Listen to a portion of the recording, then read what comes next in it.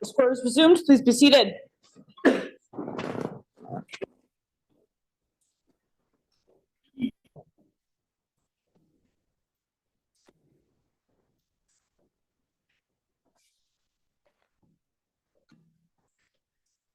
Oh, now didn't have a chance to say thank you to Mr. Ogden or to Mr. Rankin. You switch players, but I have a question for Mr. Rankin. Sorry. Good afternoon, Your Honor. Afternoon, thank you.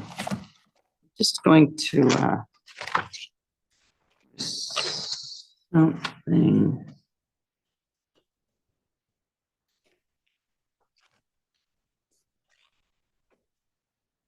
In your submissions with respect to the standard of review, you don't mention the sui generis review issue. You do in your factum, and the Supreme Court addresses it and the other parties address it. Can you tell me where you are on that point? Do you distinguish between a sui generis review and what you say is the judicial review? Thank you, Your Honor, for the question. Treaties are sui generis agreements. Supreme Court has been clear about that for decades. This review is a judicial review. And as I indicated, the principles of judicial review, the administrative law approach, is wide and expansive, and it takes its color from the context. And that does the work that we need to do, right? So the sui generis nature of treaties, the honor of the crown, all of that works within the judicial review administrative law framework. So it doesn't add anything to call the review sui generis.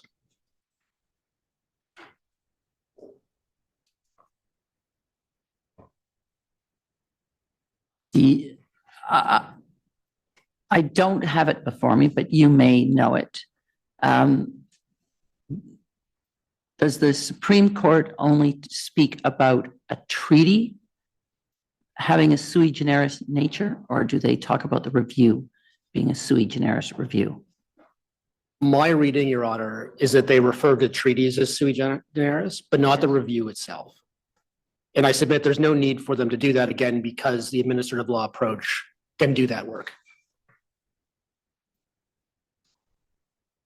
Thank you. Thank you. Thank you, Your Honor.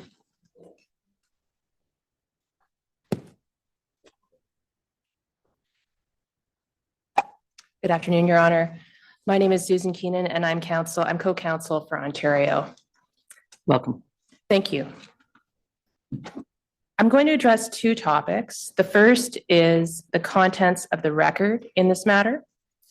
And the second is why the engagement process was meaningful and honorable. So the first section will be relatively brief. The fact is that this is a review. And as my colleague explained, a review is not a de novo inquiry. And as such, the record consists of what was considered by the underlying decision maker. And on this point, I would refer you to a decision without taking you there. That's the Lovell decision, Lovell in Ontario from the Divisional Court. It is in our compendium at tab 16. The page number is 86623, and specifically to paragraph 5, where that principle is very clearly set out. Just give me 1 second to catch up with that. Yeah.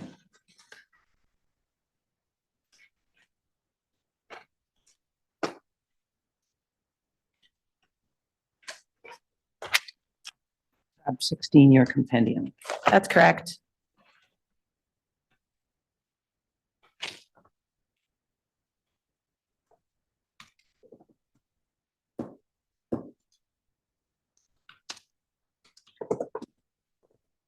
Go ahead. Thank you. And that principle doesn't originate in a statute. It arises from the function of the court and the function that it is fulfilling as part of its inherent power of review. And on that point, I would refer you to the decision of the Court of Appeal in Endicott and Ontario, also in our compendium. Endicott is ENDICOTT, tab 17, and specifically paragraphs 43 and 44.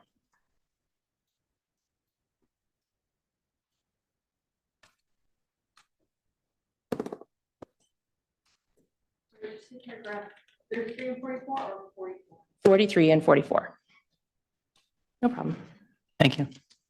Thank you. In this case, everything Minister Rickford considered is before the court in the record. And that was confirmed in a letter from Mr. Rankin, dated March 11th, 2025. It was actually appended to the Robinson Superior First Nations factum as a schedule, Schedule 1. And the case lines page number, I think my friend has it up here. Case lines page number 26360. And I would refer you to page 2, the top line, which states, the record of proceeding includes all documents that the minister considered in relation to the minister's explanation. The minister did not rely on or consider any materials in relation to the 2023 Robinson-Huron settlement beyond what is specifically noted in the minister's explanation.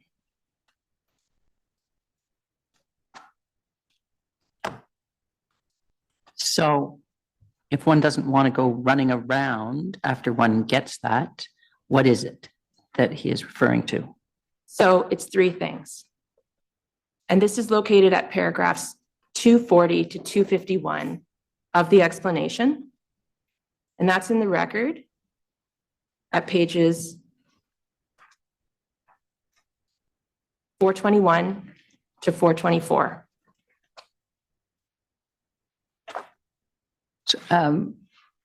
Sorry, that's paragraphs? Or no, what are the paragraphs of the? 240. Oh, 240 to 251. Got it. And that's at pages 421 to 424. Thank you. And what those things are the amount of the settlement, the population numbers for 2024, Population numbers for both treaty areas? correct? 2024. And the third was referred to earlier. It's the productivity of each treaty territory. And that piece of information was sourced from the Robinson Superior First Nations at the table.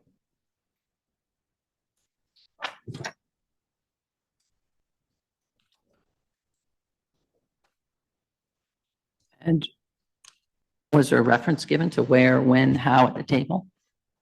I can refer you to where that is in the explanation. And it's also mentioned in our factum. The source for that information is mentioned in our factum as well, which I can get for you. Yes, paragraph references for the factum would be very helpful. Thank you. I can come back to that if that's all right. Thank you. So the bottom line is that because of that, there is no foundation for the request in the Robinson Superior First Nations factum for an adverse inference against Ontario.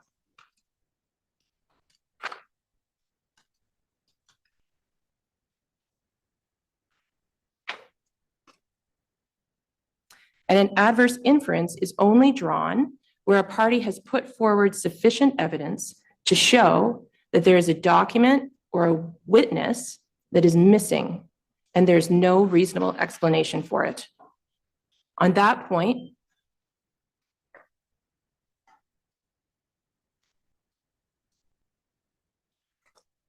I would refer you to tab 24 of our compendium. It's a case called BC and Angel Acres. It's from the British Columbia Court of Appeal, and specifically to paragraphs 183 to 184.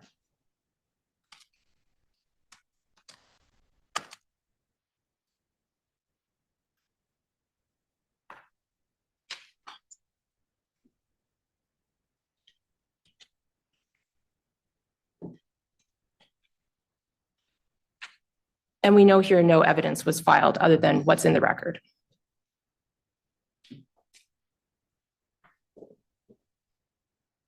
My friend has kindly provided me with. Sorry, we know here that no evidence was filed in the record. Correct. There were no affidavits put forward. Plaintiffs in this case did not Correct. file any evidence. Correct.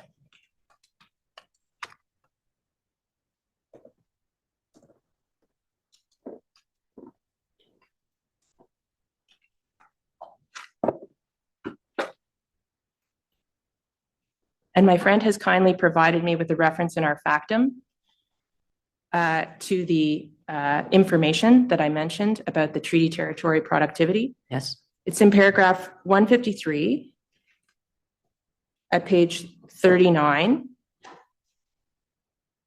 and footnote 211 cites to where that comes from in the record. I can give you those page numbers if you like.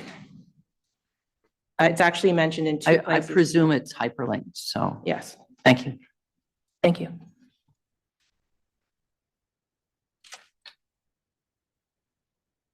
So no evidence by way of affidavit was filed here. We just have the record. And in addition to that, courts have found that privilege is a reasonable explanation for why evidence is not before the court. Well, is privilege an argument in the alternative, or are you actually saying there was nothing? And So- here are the three things that the minister knew, and here are the sources of that knowledge. I just cited as a principle to note that it is considered a reasonable explanation. The record is complete, and in part, the record is complete because privileged information doesn't go in a record for judicial review. What are you telling me? I'm telling you that the record is, Claim for privilege with respect to this or not? there is no separate claim for privilege. The record that goes before the court doesn't include things like solicitor-client privileged material. Okay, but otherwise your submission is that what the minister did rely on are set out in paragraphs 240, 251. There are 3 points and they're there. That's it. That's So- everything. So your submissions with respect to privilege are not with respect to any material relied upon by the minister. Correct. Okay.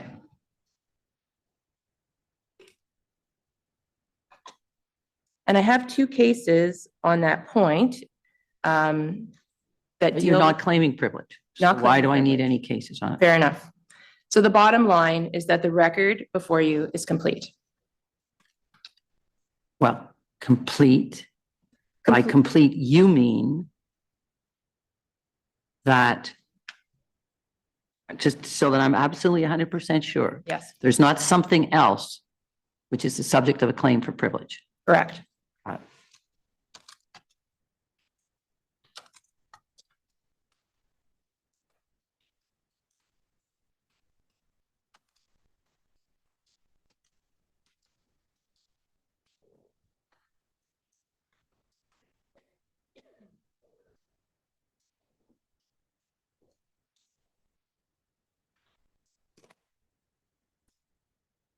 Okay, and I'm going to move on to the second topic I'm addressing, which is that the engagement process was meaningful and honorable, but I wanted to check first if Your Honor has any questions. No, thank you. Okay, thank you.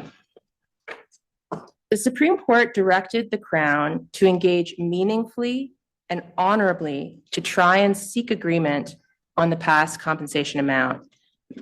And there I'm referring to paragraphs 290 and 305 of Restore.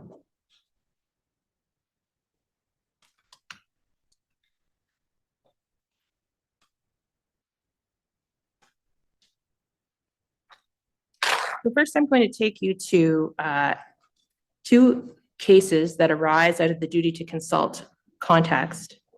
And then I'm going to take you through this process that occurred in this case to explain why it's meaningful and honorable and consistent with the Supreme Court's direction. And I'll tell you I have in the back of Yes. my mind that I hope you address. And that is the ability of the plaintiffs collectively, the ability of the plaintiffs to address how the Crown was dealing with the Robinson Huron settlement. So that's in the back of my mind on this question. I'll let you go with that. Okay, I have that in mind, and I have something to tell you about that. Okay, good. And I'm also going to address the written agreements that were put forward by the plaintiffs, suggesting an engagement agreement to be signed by the Crown. And your position with respect to those? Is that it would not have been appropriate for the Crown to sign those. Okay. So the duty to consult context is a helpful analog in these circumstances. And that is because in that context, courts regularly review Crown decisions for whether the Crown's process was meaningful and honorable, whether it was consistent with the honor of the Crown and Section 35 constitutional rights. Now, there was a reference in my friend's submissions to the concept that the duty is prospective, that it looks forward and it doesn't look back. But in fact, courts review decisions of the Crown and so look back to the decision to determine if the process leading up to it was honorable. And if not, the court can quash the Crown's decision or remit it for further consultation. In fact, the full range of remedies is available, as the Supreme Court noted in Ristool, and that's at paragraph 276.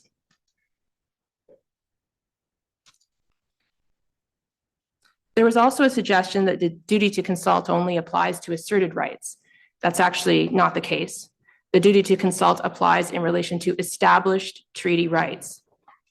And you can see this at paragraph 156 of Takuhikan, which states, the duty to consult arises whether the rights are established or claimed.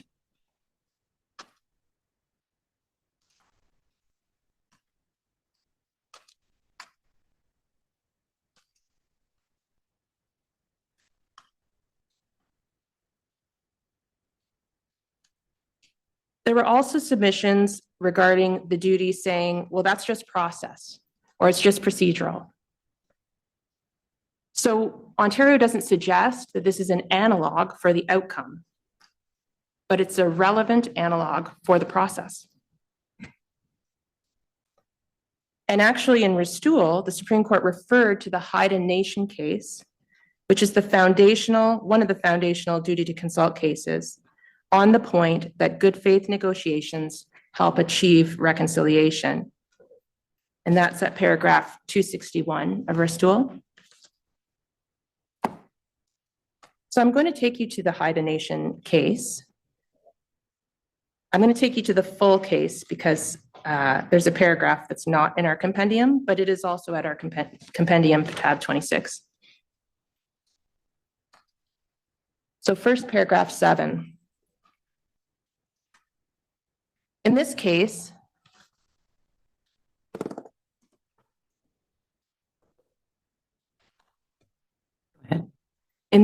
the Haida Nation asserted Aboriginal title to Haida Gwaii, which are islands off the coast of BC. And they challenged the Crown's decision to allow logging across those islands. Chief Justice McLaughlin, in paragraph 7, said, stakes are huge. The Haida argue that absent consultation and accommodation, they will win their title, but find themselves deprived of forests that are vital to their economy and their culture. It was in this context, with these stakes, that the Supreme Court described the framework for what is meaningful and honorable in terms of process, in relation to a Crown decision that will impact Section 35 rights. I want to take you to paragraph 42 of their decision.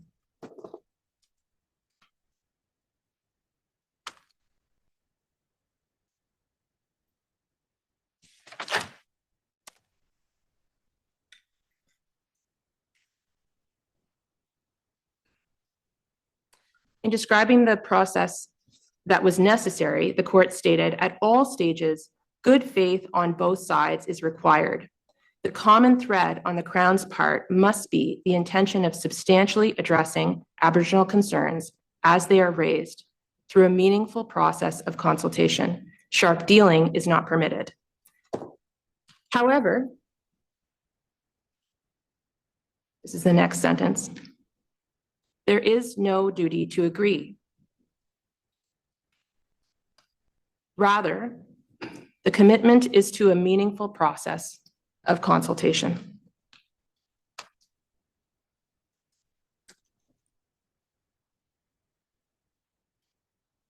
I'll next take you to paragraph 62 of the decision, where the court talks about how it's going to be reviewed, this process. And the court says, the process itself would likely fall to be examined on a standard of reasonableness. Perfect satisfaction is not required. The question is whether the regulatory scheme or government action, viewed as a whole, accommodates the collective Aboriginal right in question. What is required is not perfection, but reasonableness.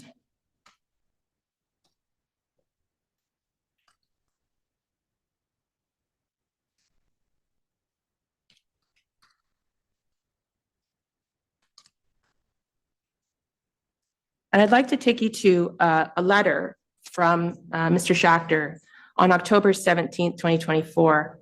This is in tab 21 of the record. And specifically, I'm going to page 1361. Is that in the compendium? It's in the record. Yes. It's not in the compendium. I apologize. No problem.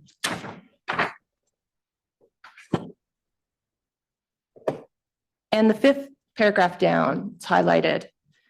He says, as in consultation cases, what is required in this case is not agreement, but both a process and an outcome that maintains the honor of the Crown and that affects reconciliation with respect to the interests at stake, while balancing other societal interests that may conflict with honoring the treaty right. We may disagree with the last part of that sentence, but nonetheless, it is in the same context. It is the same principle. So consensus is the aim, agreement is the goal, but if that is not achieved, it doesn't automatically mean that the process was dishonorable.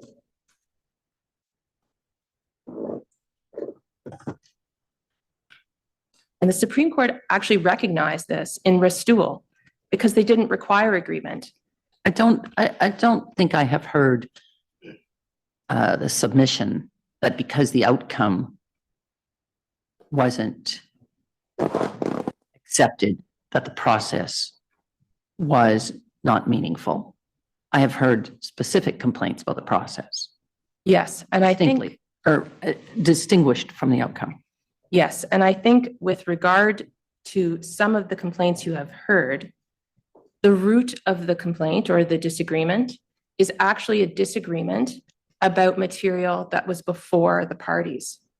And so to that extent, the disagreement is about whether the parties agreed on certain things. And that's where I'm going with this argument, if you'll permit me. Go ahead. Thank you. Thank you. So the Supreme Court recognized agreement might not happen within that 6 months. And if so, then the Crown was required to exercise discretion. So the second case I'd like to take you to is the Coldwater case from the Federal Court of Appeal.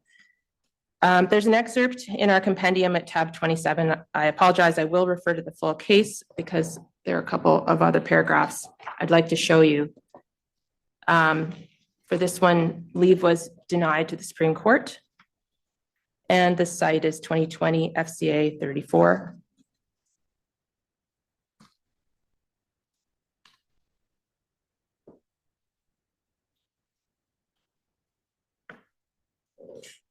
I'm going to take you to paragraph 41.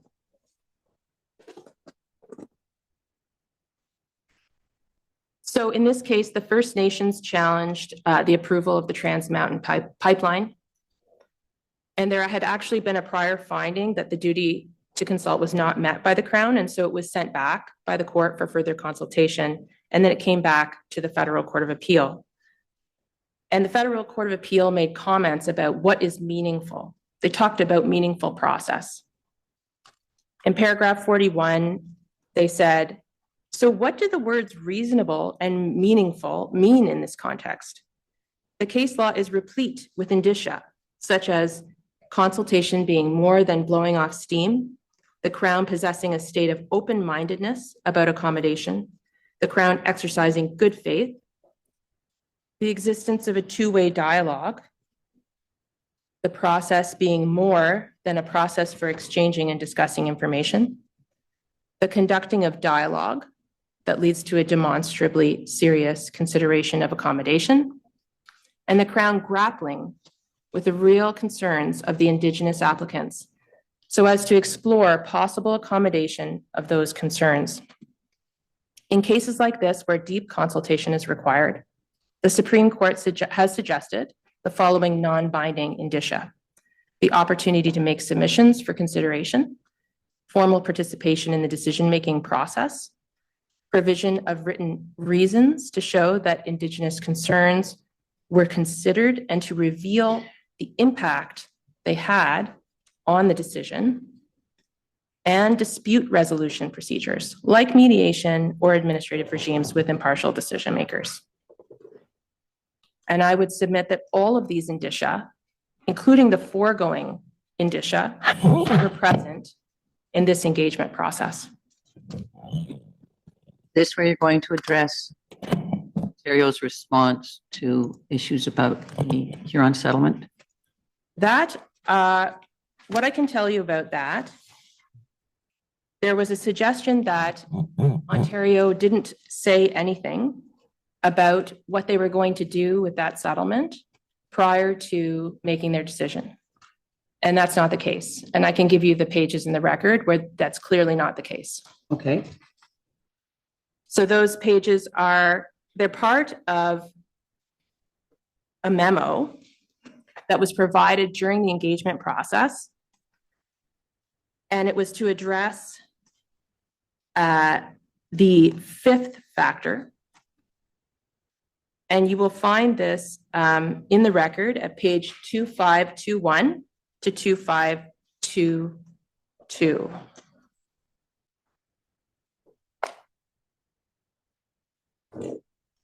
And I would note my friend's going to have more submissions for you on how Ontario took this into account. But I want to show you that it is part of the record of engagement. Okay, and you're going to bring up that record? Yes. So it's 2521 to 2522. So this is a memo. This is before the offer. Okay, this memo is from November 13th, 2024. And it sets out the information that Ontario considered likely relevant, but they had approached it with an open mind. So it's a memo from Ontario? Correct. Okay. And so this memo sets out what Ontario considered likely relevant at that point, but they had not made a determination. Can you show me where you're reading from, please? So you'll see in paragraph 17, although Ontario has not taken a position at this time, whether in any manner or to what extent the RHT settlement, sorry, I can't see, may be relevant to the exercise of Crown discretion, Ontario notes the following. And there is a list there of information that Ontario was considering and thought was likely relevant in addressing this issue. And this is what date? November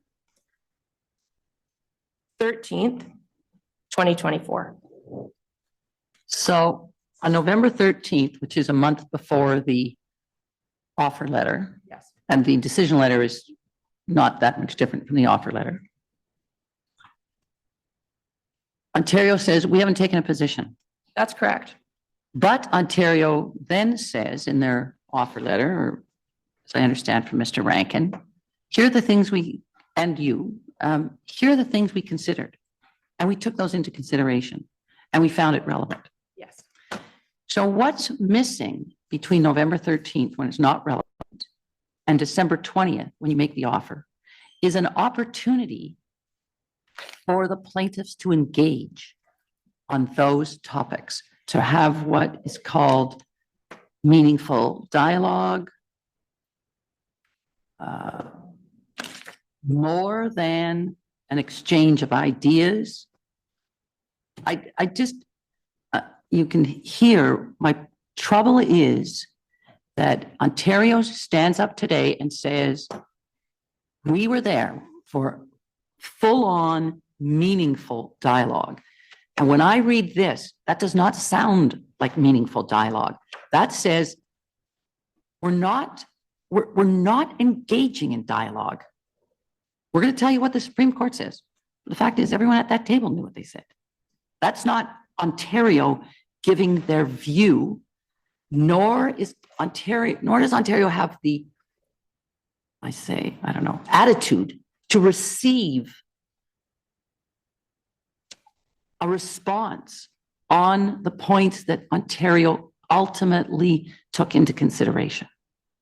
So I think, if I may, that the answer is, from Ontario's perspective, that this process fell into different phases. And the Crown was required to keep an open mind during the information and exchange phase, which is what this is part of. So Required Ontario, by whom, when? I'm sorry? Required by whom, when? That during this phase, Ontario was required. Well, the cases I just took you to speak to keeping an open mind. At this point, Ontario was still gathering information from the Robinson Superior First Nations as well as Canada in the process and had not. You're really, I think, avoiding where I'm going. And that is not gathering information on anything else. When Ontario writes this, they're only talking about the settlement. They're not talking about any new information. They're not talking about the NCRRs. That's correct. And keeping an open mind is not the same as revealing where you're going so that you can receive back, you can receive back a response to that.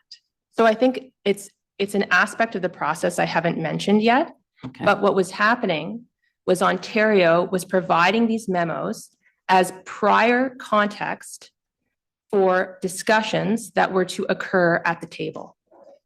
So this memo is November 13th, 2024. And the discussions of the fifth factor took place on November 18th and 19th, 2024. So it was the prelude to the discussions at the table. But not only that.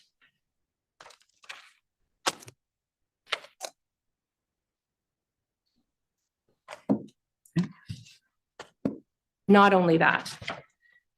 The fact is that it wasn't until December 20th that Ontario expressed its view on the nature of the relevance of the settlement. That was on I know December that. 20th. That's from the Yes. record. Yes. But that letter wasn't written on December 20th. Yes, it wasn't necessarily written all in one day, but that was the day that was agreed upon for the Crowns to deliver their offers. That was what the Crowns had committed to do, is deliver the offer by December 20th. Yes. I don't see the letter of offer as meaningful discussion. Obviously, the offer was based on pre-thinking by Ontario. They had to reach a point by December 20th. And, there have been hints about how long it takes to get a letter through a process. So it wasn't written on the 20th, and it probably wasn't written on the 19th. It might not have been written on the 18th. But somewhere between November 13th and when that letter was written, where is the meaningful engagement? It occurs at the table on November 18th and 19th, as well as in the correspondence between the parties. So you're going to take me to those, or you're going to tell me that those records show that there was meaningful engagement on those 3 points that Ontario says the minister took into account. Yes. Okay, And so on that point, I would refer you to, I'll just give you the tab references if that's acceptable. It's at tabs 106 and 107 of the record. Those are the meetings that occur on November 18th and 19th. okay. But are you going We can to go show there me if you like. where those are? So I would point you to page 3,864 of the record. So these are the references to the discussions that are happening at the table. Yes. So this is a November 18th or 19th minute? Yes, November 18th.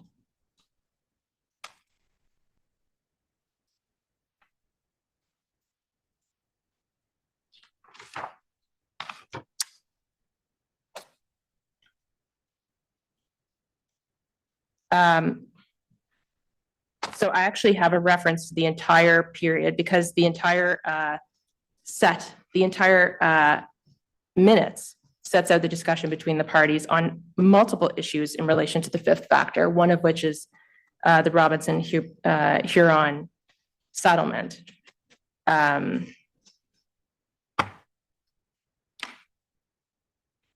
I'm not, like, I don't have a specific paragraph reference for you on that.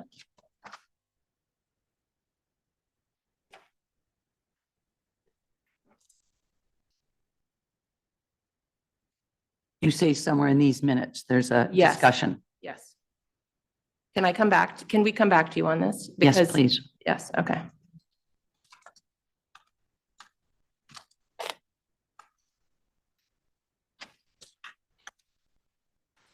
Okay. So I do think it's important context to talk about how this process unfolded. Because to see that there had been meaningful discussion and an attempt to reach consensus, we have to understand how it unfolded. And the fact is that it unfolded in phases. And the first phase, as I mentioned, was the information and exchange phase. So that began with Ontario agreeing to many of the process elements that the Robinson Superior First Nations had requested. And you can see that at our compendium tab 29. I won't take you there, but I'll just note that included some of the elements that Ms. Evans had mentioned. So capacity funding, having the ministers attend a council fire, having Janice Charette as the facilitator, and having ministers personally attend mediation and negotiation sessions. So when the ministers would attend, how it was funded, that's what's happening there. Yep. And as I mentioned, the discussions occurred in a manner that each factor was discussed in turn. So the first factor was discussed on October 8th and 9th, 2024. The second factor and the fourth factor were discussed on October 9th, 25th, and November 7th. The third factor was discussed on October 9th, 24th, and 25th. And as I mentioned, the fifth factor was discussed on November 18th and 19th. And then on December 11th and 12th, the parties discussed the supplementary evidence, including the reports that had arrived in early December.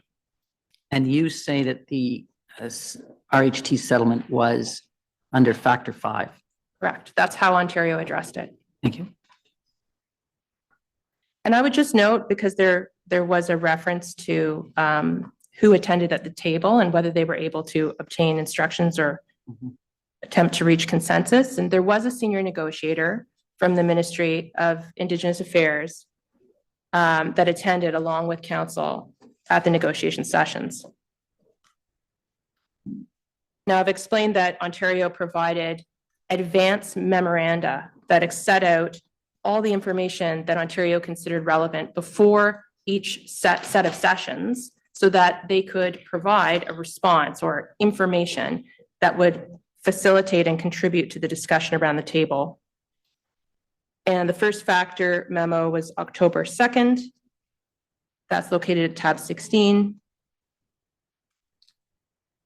The third factor memo, Can I just ask, Yes. when you identify a tab, could you let me know if it's the compendium or the record? I apologize. Yes, all of these are to the record, Thank you. all of them, but I will note that. Thank you. So it's tab 16 of the record. And the third factor is tab 23 of the record.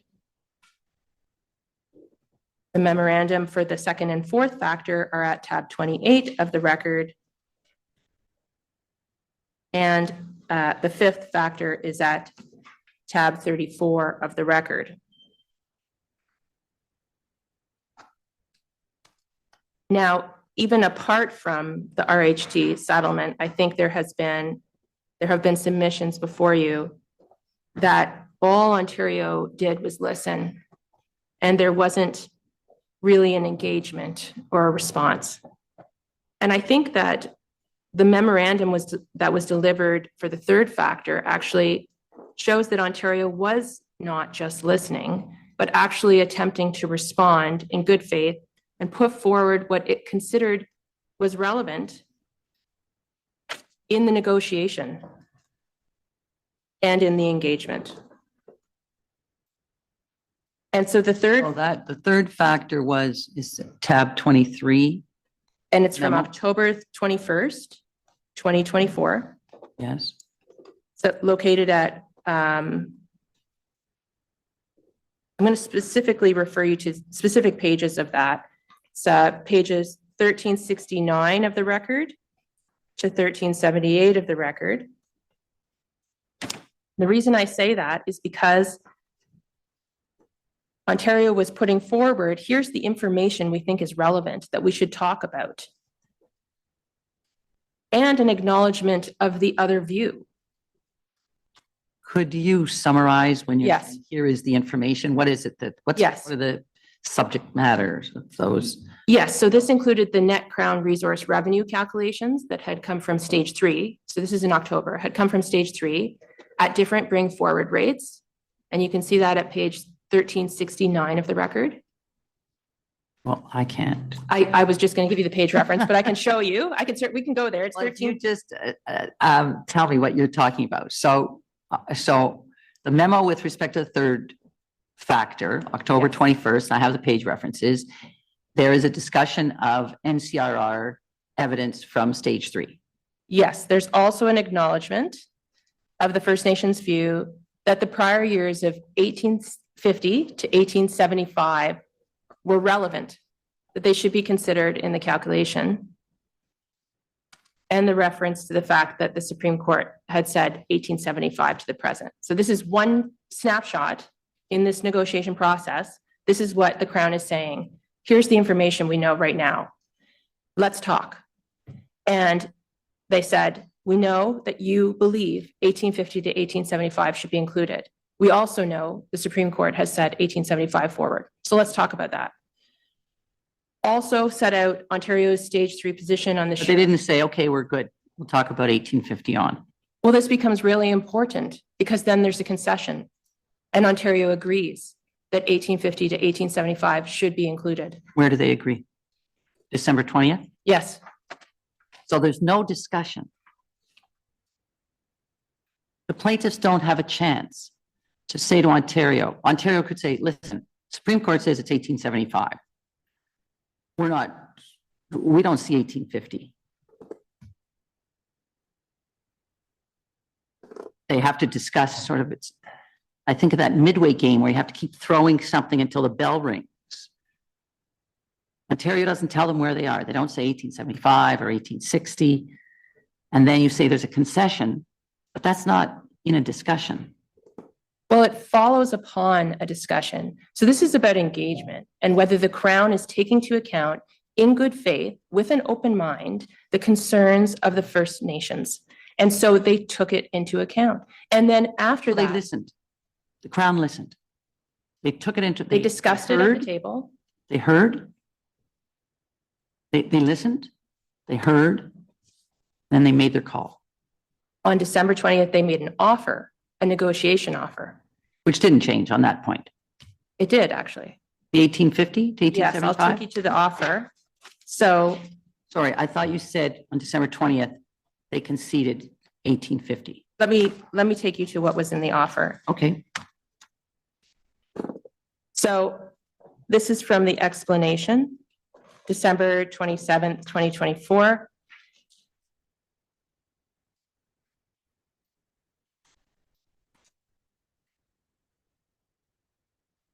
And there were certain concessions that Ontario made in the offer.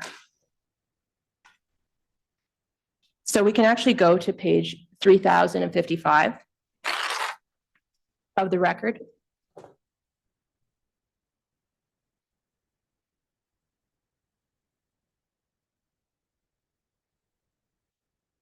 and this is the December 27th Correct, letter, which follows the December 20th offer. correct.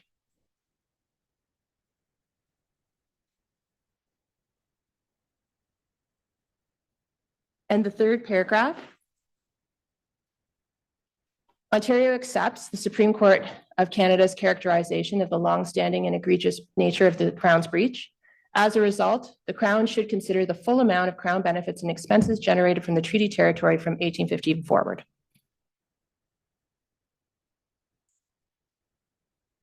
There were also adjustments to the NCRRs that elevated the amount to 375 million. You'll see that in the third sentence or the second sentence there.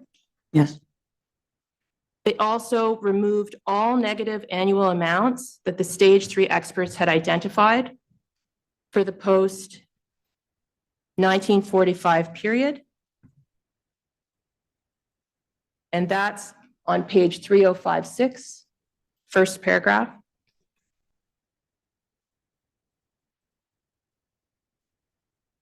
How is the December 27th letter different from the December 20th offer? So the offer came in on the 20th Yes. for the amount, and the explanation that accompanied it came in on December 27th. Okay.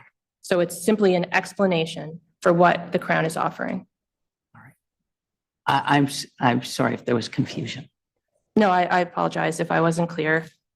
I thought you said there was something between the time of the memorandum and the offer.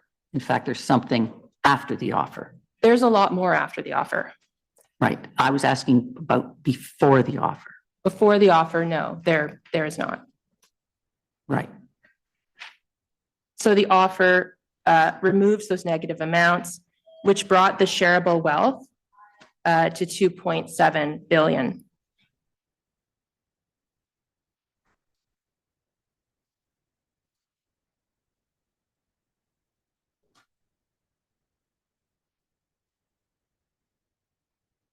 Now, after that, the Robinson Superior First Nations provided a responding offer and letter. And that was on January 11th and 14th, 2025. And I can give you the page references to the record for that, if that. Please. They are located at page 3480 of the record and 3486 of the record. Following upon that, there were negotiation sessions that happened. This was on January 6th, January 7th, January 14th, and January 15th. And I would note that the parties had actually set aside all of January. So earlier in the process, the parties set aside all of January to negotiate.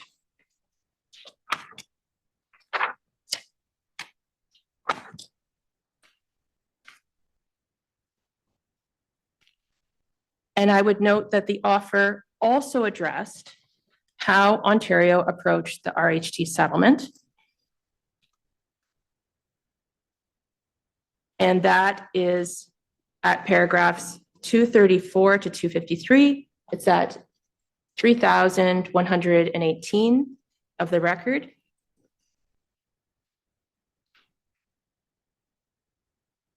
We can go to that.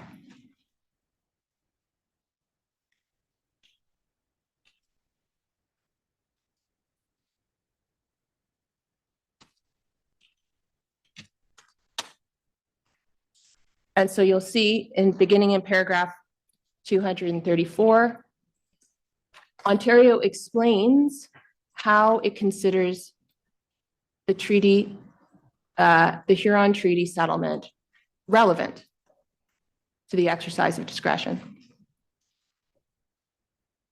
So this is the offer. I'm just taking a look at something here, please. Yes.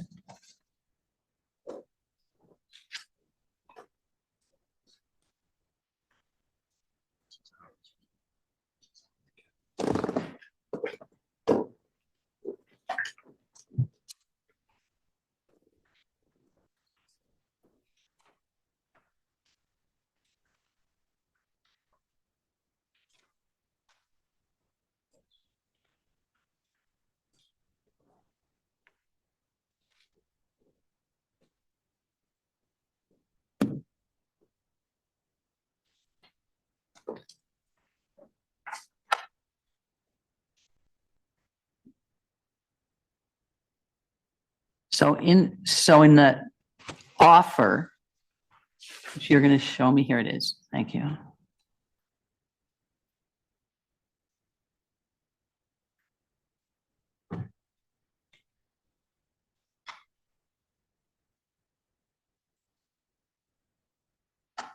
And this is the first disclosure of Ontario's view. Yes. And it's from paragraphs 234 to 253. So I asked you before whether Ontario had said anything between its memo of whatever date that was and the offer. And you're bringing me to the offer. You had asked me if Ontario had put down a position, and no, Ontario had not put down a position before it made the offer. What had And happened? I don't want to leave it as general as put down a position, but very specifically. I just have one example. There may be many others, but on this example, Ontario was asked starting day one or early on about their position, and putting positions on the table helps to fuel or trigger or nourish a meaningful discussion. Letting people know, letting the other side know what you think, where you're going. And the first time you're telling me, and it appears that the first time Ontario says, this is what we think is relevant, is December 20th. Yes. So how does that fit within meaningful? Because we know that Ontario was refusing to say it was irrelevant. They were forming the idea that it was relevant, and they did form it well before the 20th, because we know you can't generate a letter of this magnitude at the government level without this decision being made. Well, I think it's fair to say the memo was delivered on November 13th, setting out what Ontario was considering potentially relevant, likely relevant. And then the parties sit around the negotiation table and discuss it. Ontario hears from the Robinson Superior First Nations in Canada, talk it out. Yet they haven't committed, this is the way we're going to approach this. But then they take into account those discussions around the table, and then they tell them in writing, in this explanation, this is how we're going to approach it. We look forward to hearing from you, at which point the Robinson Superior First Nations deliver a counteroffer. Well, this is what we think. This is our offer back to you. And throughout that period, all of January, there are negotiations around the table. What does this mean? How should this be approached? Can we reach agreement? Are we able to reach agreement? And at one of those sessions, the minister actually shows up and says, you know what, I want to hear what you have to say. And he does. And he makes a concession at the table. literally at the table, the minister. He makes a global amount concession. He makes a concession about indirect capture in person. And I can take you to where that happens. And you can find that. If I'm stuck on the settlement, it's not Yeah. subject to a meaningful discussion, you're going to take me somewhere else. Well, I'm going to suggest that what you're talking about, the taking of positions and offers and counteroffers, happened later in the process. That it wasn't the early part of the process, but it was the later part of the process. And that would mean the problem that would seem to be at issue is, was it too late? And I don't think it was too late. I think there was an exchange. This was a time-bound negotiation and engagement process. The parties got close on some major issues, but they just didn't reach agreement. But the Crown knew everything that had been put forward by the Robinson Superior First Nations about what ought to happen. They heard, they considered, and in some cases, they conceded. Actually, you're right, we should do it this way. And it's important to note that, and my friend will address this, but the way in which the settlement was addressed is not quite, it's not, we're going to do this. It was, let's think about what's the right way to take this into account. And that's what Ontario was saying in its original memo. What is the right way to take this into account? Let's talk about it. December 20th, this is what we're settling on. What do you think? Here's our response. Let's negotiate. Continued negotiations through January. Then the determination. Then this is how we're going to do it. Then this is our decision. Is it too late? I don't think it was too late for meaningful discussion.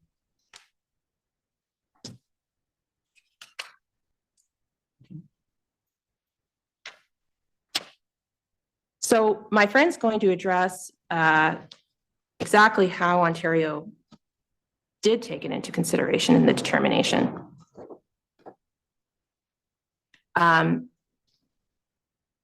But I think I just want to take you to, well, number one, that concession. I want to tell you where that is, where the concession was made by the minister at the table. That's at page 3989 of the record. And then after that January 15th negotiation session, engagement session, there was a 2-day off the record negotiation on January 22nd and 23rd that was attended by the minister himself. So ultimately, the parties didn't reach agreement. And as you've heard, some of the major disagreements are about the difference in approaches by the different experts. And a similar issue came up in the Coldwater case. And so I just want to take you to that reference. This is from the Federal Court of Appeal. So in that case, the Tsleil-Waututh First Nation had argued that the Crown's consultation process was flawed because the Crown preferred the view of other experts over their own. And the Federal Court of Appeal addressed this at paragraph 161, which we'll go to.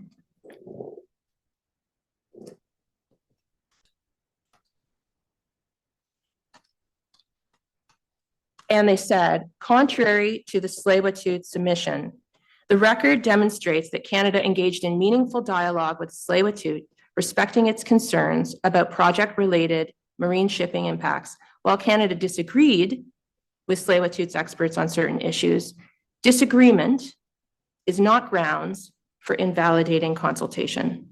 As set out above, there's no duty to agree, and the duty to consult does not require a particular outcome. Here, the reinitiated consultation process was consistent with the honor of the Crown and led to the development of responsive accommodation measures. I would submit to you that the concessions Ontario made as a result of the engagement and negotiation processes were not mere window dressing. They raised the shareable wealth to $2.7 billion with a provision for indirect capture per the minister's concession at the table. And as I mentioned, took the shareable wealth back to 1850. Crown acted with good faith and an open mind. The Crown took the Robinson Superior First Nations views and approaches seriously and worked towards common ground, trying to reach agreement. Everything in the engagement process informed the determination. In the determination, the 2.7 billion became a floor to which the minister added 25% for indirect capture and a further 225 million for reconciliatory justice, and in the spirit of generosity, leading to a total of 3.6 billion. And how do you align the concessions with the fact that from the beginning, as of December 20th, the Ontario found the RHT settlement relevant, and as per, I believe it was Mr. Ogden, were of the view that the RST deal should not be significantly different. Well, I would refer you back to the paragraphs in the offer, because what's being put forward is, this is what we think. That's what an offer is, right? This is what we think about this. This is how we think it should factor in. We're offering you this. There's an opportunity for a response. No, I'm talking about the concessions. You say them. Yes. These concessions are generously made, and they're concessions on points that were the subject of disagreement. So then there's a movement. They get to the table, Yes. and there's movement. There's a Yes. concession. But you want to say to the court, that's not mere window dressing. Those are real concessions. Yes. But I have also heard Ontario say that the RHT deal was relevant to them. So what they had in their mind, and it was relevant on a per capita basis, Yes. and they had in mind that there should not be a significant difference between the two. Yes. So you have a purse. If that's what you're thinking, you've got your purse. You've got your budget. You can make concessions here or there to get up to that budget, because that's where you always were. And that, I'm just, yeah. if one can look at it that way, if one is led to look at it that way, how are you changing my mind from that? Yes, and this is the subject that my friend is going to address, which is the manner in which Ontario has taken into account the RHT settlement, because it was not a case of, this is it. That's the only thing that we considered. It is a case, it is completely different, but I'm going to let my friend address that, because those are his. Well, here's the problem. I have my problem now, Mhm. not when he's up, and I had my problem before, and it's been pushed down the line. Mm. So I'm just saying to you, team, you keep pushing this down the line. I'm having a hard time with it. And I don't say this is determinative, but here we are. I get to ask the questions. I absolutely hear you on that, Your Honor, and my submissions are actually complete. So I will turn the floor to my friend, who I am certain is going to address this issue right up front. Well, have you been sending him notes saying you're on next, buddy, because I'm done with it. Thank you, Your Honor. All right, thank you. Good afternoon, Your Honor. Get out of order here, but we want to be responsive. This afternoon, there were 4 points I was going to cover. This is the first of the points, and I'll cover now, Your Honor. Now, I'll start with the proposition that it's common ground that Minister Rickford's ultimate determination here was in roughly comparable terms equivalent to the RHT settlement on a per capita basis. For the minister, this was a benchmark to step back. And I'm going to address the arguments from my friends where they say it was a ceiling or it was a cap, because that's not the way the minister approached this. I thought it was, Canada said benchmark and Ontario didn't use that word, but Ontario does use the word benchmark. I believe that one's in the overview for the ministers. okay, thank you. Now, sort of looping back to my submissions this morning, the court's role is to start with the reasons. Mhm. paying careful attention to the way the minister discussed this. So I will actually take the court to the minister's explanation. And this is in our compendium at tab 2, paragraph 240, which is case lines B18543.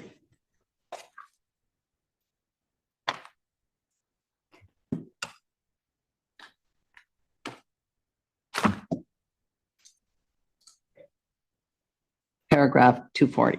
240, that's right, Your Honor.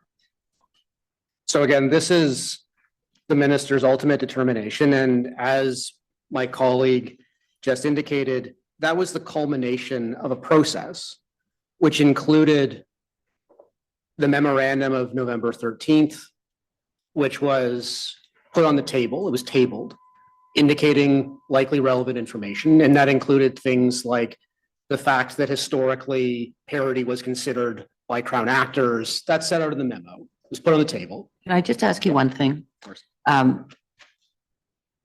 You say that this review must start with the reasons. Correct. Reasons forward. Reasons for it.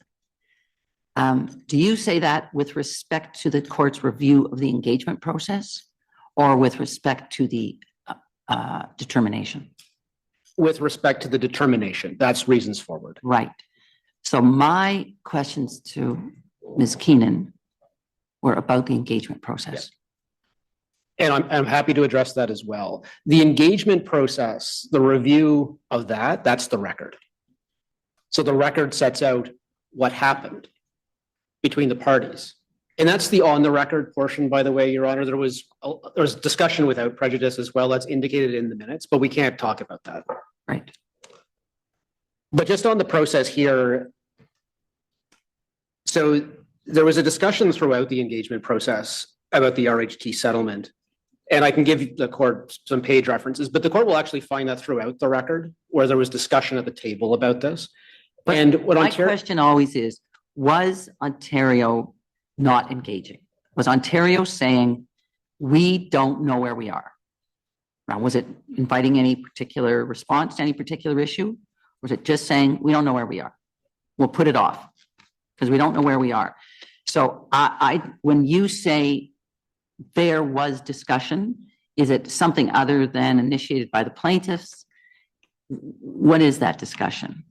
yes, Your Honor. So a lot of that is initiated by the plaintiffs, but I would say not exclusively. The RHT settlement, and I was at the negotiation throughout. I was at every meeting.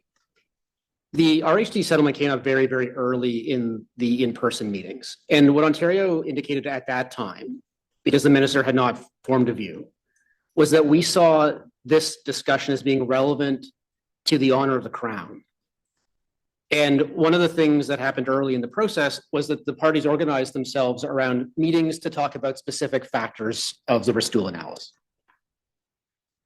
And Ontario said, well, let's talk about this one at the meeting about the honor of the Crown. It did come up in other meetings as well. It was talked about quite a bit, actually. But in advance of that meeting, because the parties also agreed that we would exchange information, written materials about a week before the meetings. So that was the origin of that November 13th memo. It's about a week before the meetings. So Ontario put together what it saw as potentially relevant information, and that included the RHT settlement number, the fact that historically the federal minister Sifton took into account parity. So that's put in the memo, potential things to talk about. And then the parties met and talked. Now, those particular meetings, a lot of that discussion was without prejudice. I'm obviously not getting into that because those meetings, the first day was largely on the record. The second day, Your Honor will see this in the record. Mhm. So, but there's discussion, and my friends representing the First Nations, they expressed their view at the table that this was irrelevant. And there was correspondence sent about that. The Crown had to take that into account. And ultimately, as Ms. Keenan said, the minister gave instructions to provide some preliminary positions. That's in late December. One of the things that had been said at the table throughout is that from our perspective, these considerations are all holistic, they're all intertwined. So before we can take a formal view about how the RHT settlement is relevant, we need to know what the other factors are telling us. And when I talk about how the minister actually took into account the RHT settlement, that should become clear. Because just to forecast that, what the minister did here was bump up the number to parity. So the minister couldn't say in advance, well, I'm going to bump up the number to parity before he knew what the other factors were telling him about the economic circumstances. But what it does tell me is parity was where he was going. When the numbers were lower. Right? When the numbers were lower, he was prepared to go to parity. Ultimately, that is where the minister landed. That was not the minister's instructions in December when the initial offer was made. Because that was lower than parity. It was lower than parity. It wasn't significantly lower than parity, because one of the things the minister says then, and then says later, is that I'm taking into account as one consideration parity. And if there's a significant difference where— He says that when, November 13th? No, that's December 27th, and then Right. ultimately on January. Right. But the point is, the significantly different is the thing the minister's looking at. So when the minister gives instructions for the offer in December, he's looking at, is there a significant difference? There is a difference from parity. Maybe it's a significant difference. Maybe that's obviously a scale. And the reaction back to that offer, because we met in person and the minister came to the table, was negative. And ultimately the minister determined that, well, we'll go all the way up to parity, what the parties agree would be parity. And that's the ultimate determination. That shows movement. Why the minister? But again, the minister is not saying— It's global numbers at this point, right? Tell me if I'm wrong, but at this point, like most negotiations, as you get to the end of the time that you have available to you, you are trading numbers often. Yes. Because you don't have time to talk about NCRRs anymore. And, Because and expenses, or whether you disagreed or not on the fine points of NCRR calculation, that's not where you are anymore. That's not where parties usually are anymore. Now you know what your budget is, you know what your authority is, and you say, I've got room to make a concession on this. It's a irritant, or it's a major theme. I can do that, because always what I had in mind was parity, that was an important goal for us, Ontario. We didn't want a significant difference. Or do I have that wrong? So, Your Honor, I would agree with most of that other than the last point. Okay. So there was discussion of information at the table. NCRRs, is it 1850 or 1875? Just on that last point, just quickly. So Ontario did the math. What would the calculation be from 1875 forward? We put that on the table. The reaction was very negative. We were told that was a dishonorable approach. The minister backed away from that pretty quickly, right? And that's ultimately reflected in the December offer. So it was being responsive. But those early meetings were, from Ontario's perspective, about sharing potentially relevant information, getting perspectives, understanding the other side's views, giving an opportunity to present all the arguments. And these discussions happened, and then by the end of that process, in December, late December, the minister gave preliminary views, followed by further discussion. So following, as Your Honor knows, following the December letter from Ontario, there were responding letters, there were meetings at the table, ministers there, then there was a mediation for 2 days. And then ultimately, because no settlement was reached, the Crown had to make a determination. But it is definitely the case, I would submit to Your Honor, that the First Nations had every opportunity to present all of their views in respect of the relevance of the RHT settlement.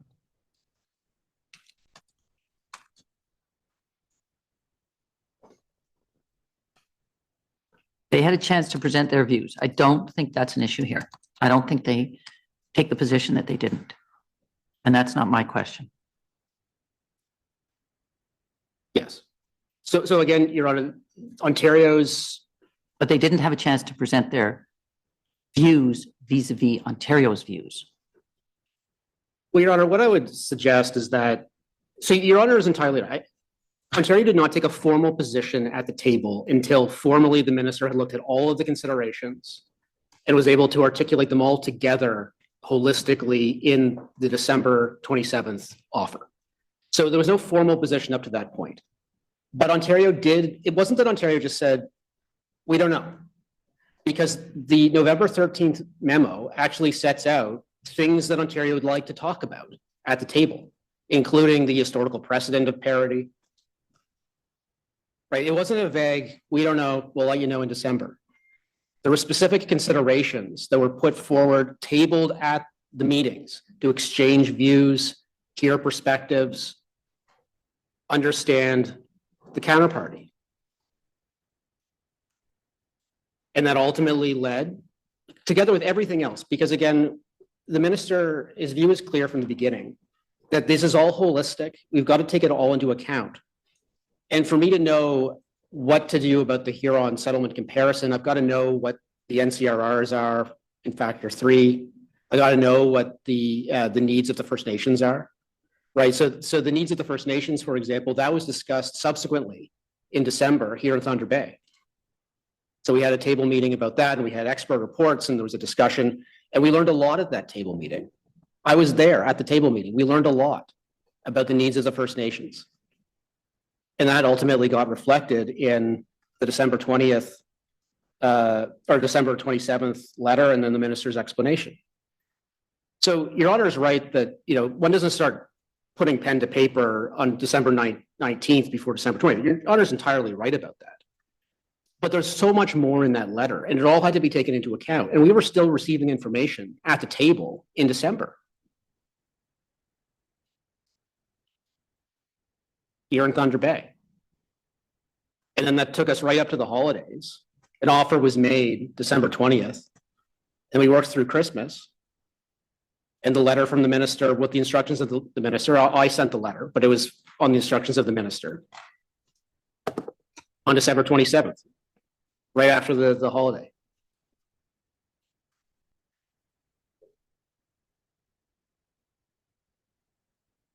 So that's the process that led to that. But then we look at the way the minister took into account the RHT settlement at the end of the day, and that's what's in the December 27th letter. And that's what I had taken the court to at paragraph 240, because I do want to look at what the minister says about this. At the end of the day, after looking at all the considerations together, after hearing from the First Nations personally at the table, after making, as Ms. Keenan, my colleague Ms. Keenan noted, a concession right there at the table on indirect capture was a big deal. Now, I think he indicated that he was considering it. And then ultimately, he made that concession. But again, with the way the minister ultimately looked at this, after looking at it all together, the minister took into account all the factors, the NCRRs, through this explanation. And then I just want to note the page number here. It's page 67 of the explanation. So again, you got to look carefully at what the minister does. The minister doesn't start with, now it's in the overview, I give you that, but the minister doesn't start with, let's go with parity and let's see if there are factors that suggest away from parity. The minister looks at all the factors. The minister looks at the NCRR numbers, and the minister in that analysis, after making a number of concessions on NCRR figures, he agreed with Mr. Hutchings on some significant points, making billions of dollars of changes. But even after looking at all of that, the minister came to numbers which were considerably lower than the Huron settlement number. Right, the Huron settlement number, it's a very public number. Like Your Honor knows, it was in the papers. It's a public number, and the minister had to take into account the relationships and what would happen if the minister's ultimate determination here drove to a significantly lower per capita number. He had to take that into account as one consideration, not the only consideration. There was one consideration. And the minister says that at paragraph 241. Accordingly, the Crown must take into account whether the compensation amount for the RSFN, after taking into account all of the residual factors as they relate to the RSFN, would result in significantly less per person per capita than the per capita value of the RHT settlement. And then he does the math on that. So then Your Honor will recall that the minister added $225 million. He says, in a spirit of generosity and to promote reconciliatory justice. That additional amount brings it up to parity. So it shouldn't be. It was a goal of Ontario. It wasn't a goal of the plaintiffs, right? It was a goal of Ontario to look at what would be the result if the minister's consideration of all these factors led him to a number that was significantly less than what the Huron First Nations got. He had to take that into account. It's one consideration among many, but he took that into account and he determined, well, let's add some money here. Let's bring it up to parity. So respectfully to my friends, the minister's explanation is clear. This is not a ceiling or a cap. He took into account as one consideration parity, as something the minister was concerned about, and he brought the number up to parity after all that process at the table.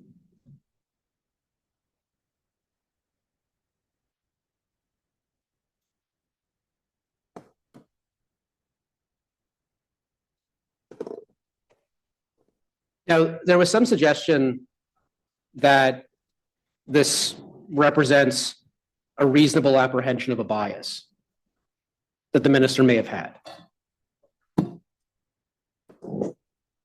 But respectfully, This is Mr. Gover's argument. Mr. Gover's argument. My friend Mr. Gover made this argument. And respectfully, we have to look at what the minister said. And we can't speculate that the minister said one thing and did another. Now, Mr. Gover, my friend, does say it's not speculation, it's circumstances, right? And I appreciate that the appearance of bias is something the courts look at. And Mr. Gover took the court to a case, the King and Cowan in 2022 Ontario Court of Appeal.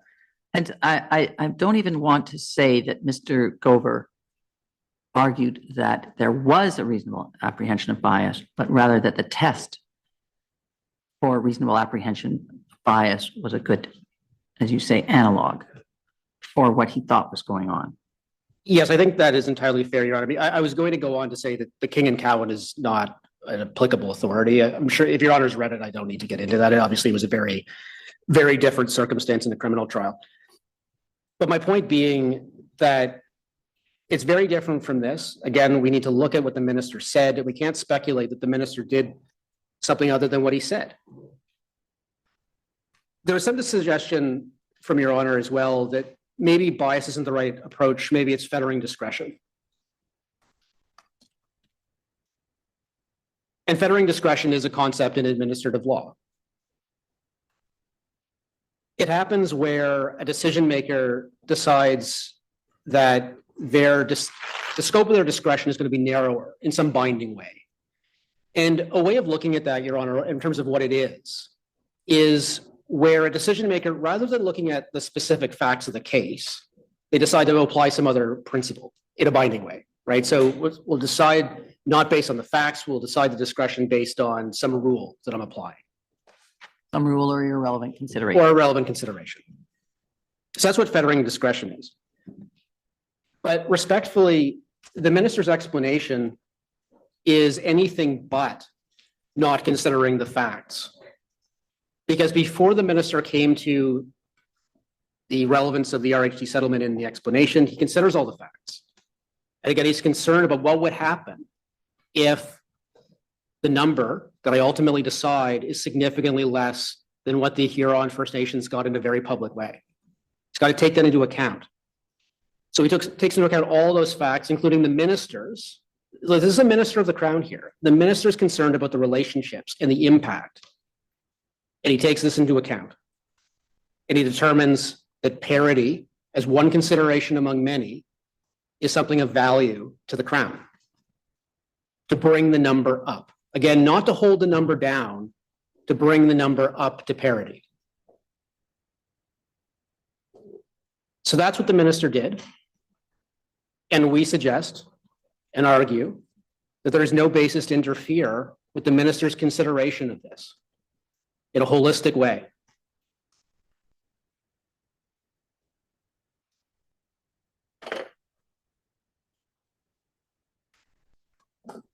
So subject to questions, Your Honor, perhaps we would take the afternoon break. But I am happy to address any questions Your Honor has about this. This is an important point. Let me just catch up. Thank you.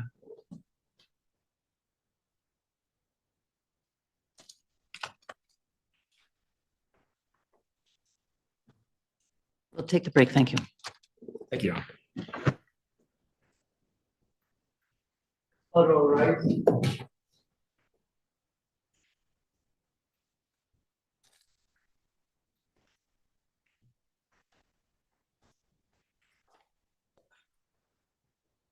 Score is down for 15 minutes. All right.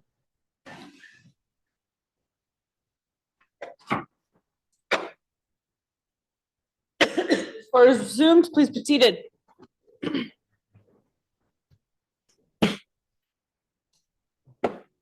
Mr. Rankin. Good afternoon, Your Honor. Thank you.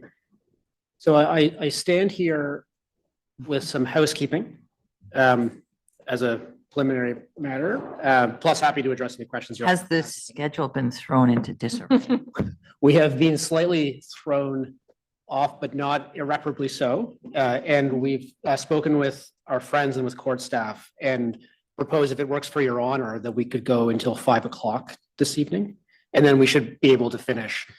In terms of what we have in mind for the remainder, Mr. Noga has some comments, submissions on the interest rate point. Mr. Salama will address the contingent interest, First Nations orders and the prejudgment interest rate point. And then I have some points to conclude, including responses with respect to the minister's explanation, and that will take us to the end.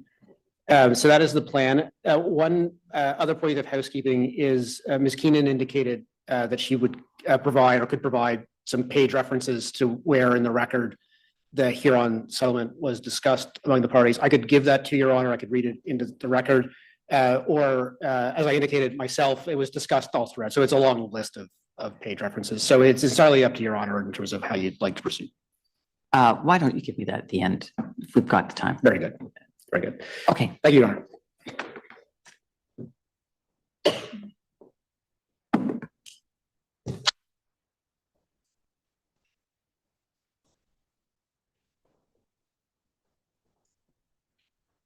Your Honor. Brodie Noga for Ontario. And the issue, as Mr. Rankin just said, that I'll be addressing today is what we've been referring to in this hearing as the bring forward rate. And Ontario's submission that Minister Rickford's decision to apply the long-term bond rate was an honorable decision.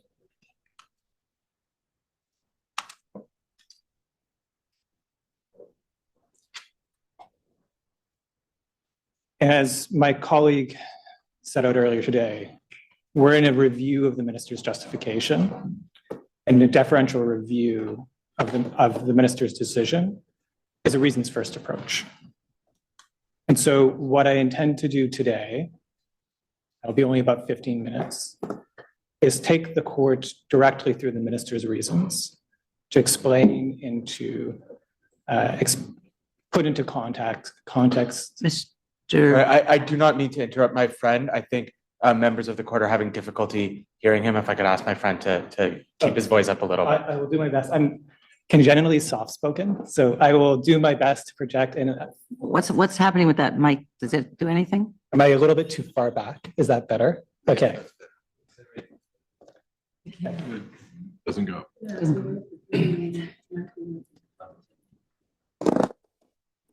So, as I was saying, what I intend to do is take the court through the minister's reasons. And so the only document that you need before you, Your Honor, is our compendium, tab 2, which is the Ontario's decision letter.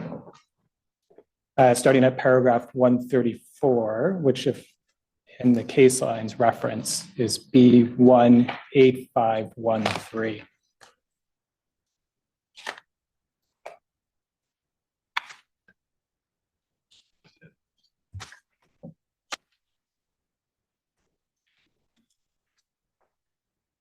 Got it, thank you. Now, in taking the court through the minister's reasons, I hope to bring out 3 points.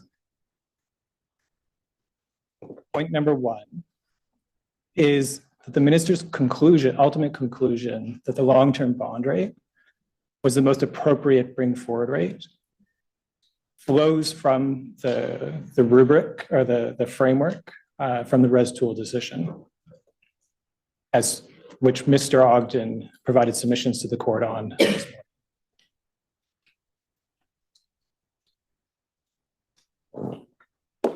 Point number 2, actually, clarifying point number 1, and from that, in that framework, it's important to it's important and necessary context to understanding the minister's reason. But it's, I will, Does it I can stretch?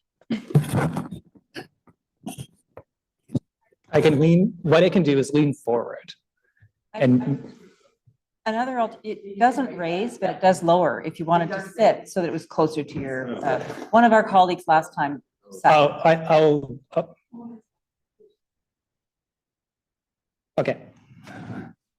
Apologies. Can you tell me a long-term bond rate, is that average about 5%? It's around 5%, yes. Could be lower, could be higher? The average, it's just above 5%. Okay, thank you. We can get you an exact number if you want. I don't have that off. I'm good. Thank you. The point I was trying to make, which is that the minister's reasoning needs to be understood in the context that the exercise he's undertaking is to measure the benefit to the Crown, which is factor 3 in the res tool decision-making framework.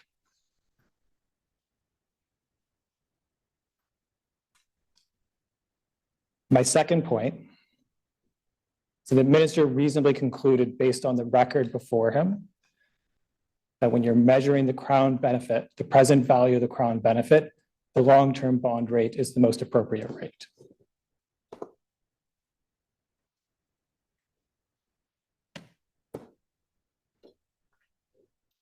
And my third point is that the minister reasonably concluded that the alternative proposed interest rates were not appropriate measures of the present value of the Crown benefit, but rather proposed methodologies for measuring a hypothetical loss of how annuities would have been used in the past.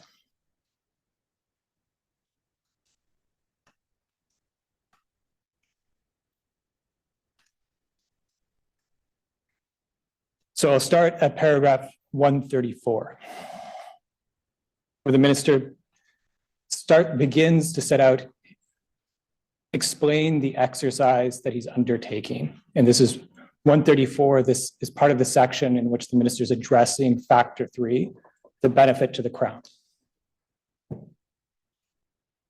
And starting at the second sentence, the minister says, simply put, $1 in 1850 or 1875 is worth more than $1 in 2019. It is not possible to compare benefits and expenses over time without ensuring each dollar is given its appropriate weight by accounting for the time value of money. And skipping to the second sentence of paragraph 136, he expands on this idea.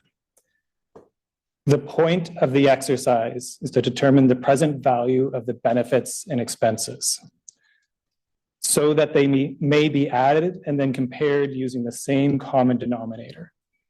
So what the minister is saying here is the exercise before me under the res tool framework, under factor 3, is to determine the Crown benefit. Part of that was NCRRs, or what we've called nominal amounts.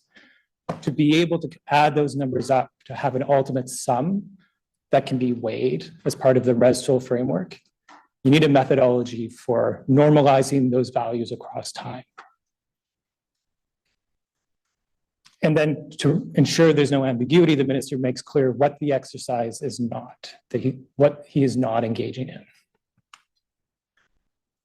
The point of the exercise is not, starting at the second sentence, in this factor and in the res tool polycentric decision-making process to determine what the RSFN would have done with augmented annuities and a counterfactual history. So Mr. Ogden's provided the submissions about why the minister came to that conclusion as part of the res tool framework. So I won't expand on those, but that distinction is important because it drives and explains the minister's subsequent reasoning.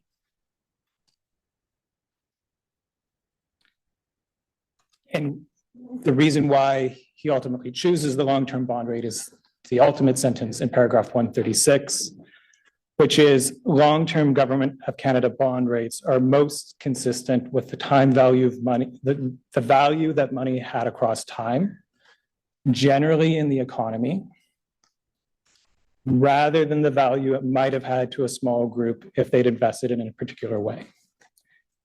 And it's important to emphasize what's being measured here is a general value of money across time. It's not with reference to specific counterfactuals. And if the next page, at paragraph 137, the minister explains why he chose why he concluded the long-term bond rate was the most appropriate measure or methodology to achieve that exercise. And starting at the second sentence, the third line, Professor Smart and Brodie explained that the time value of money was best accounted for by using Government of Canada long-term bond rates. Their view is that standard economic principles say that the time value of money is best accounted for by the risk-free rate of return, which is the return on government bonds that have no default risk. I just want to break that down. The minister is saying is he has expert evidence that was in the record about how do you measure the time value of money in general. Professor Smart and Brodie said, you do that with a risk-free rate of return. So a rate of return that filters out the premium that you get from having from a risky investment. It's just an isolated factor. And the best way you get to a risk-free rate of return, the best proxy for a risk-free rate of return is the long-term Government of Canada bond rate. Because governments have the lowest potential, the lowest risk. These are the lowest risk investment products you have out there. So you have a market, you have an investment product that all it does is measures in every year what the value of money is in that year. The opportunity, the value of foregoing the use of money is in that year. And that's paragraph 137 is the primary reason the minister ultimately chooses to use long-term bond rates. I won't read through paragraph 138 because my friends for the plaintiffs took you to it last week. This is a paragraph where the minister provides an additional reason why long-term bond rates are relevant in factor 3, which again is the benefit to the Crown, which is that because in this case we have a government defendant, a Crown defendant, the long-term bond rates are also a measure of the Crown's wrongful gain from its failure to have paid the annuities. This is an additional reason in which the minister adopts the long-term bond rate, but it's, as I said, it's not the primary reason.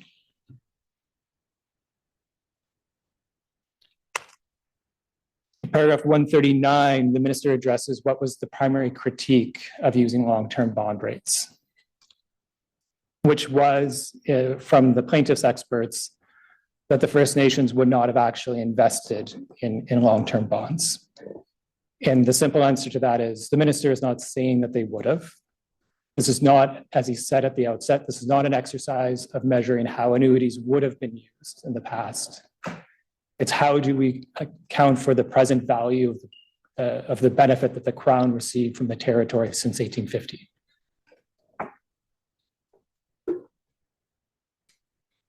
And at paragraph 140, the minister also notes that the bond rate here has been fully compounded, citing to the Bank of America case, which sets out that compounding is one way of compensating for lost opportunity.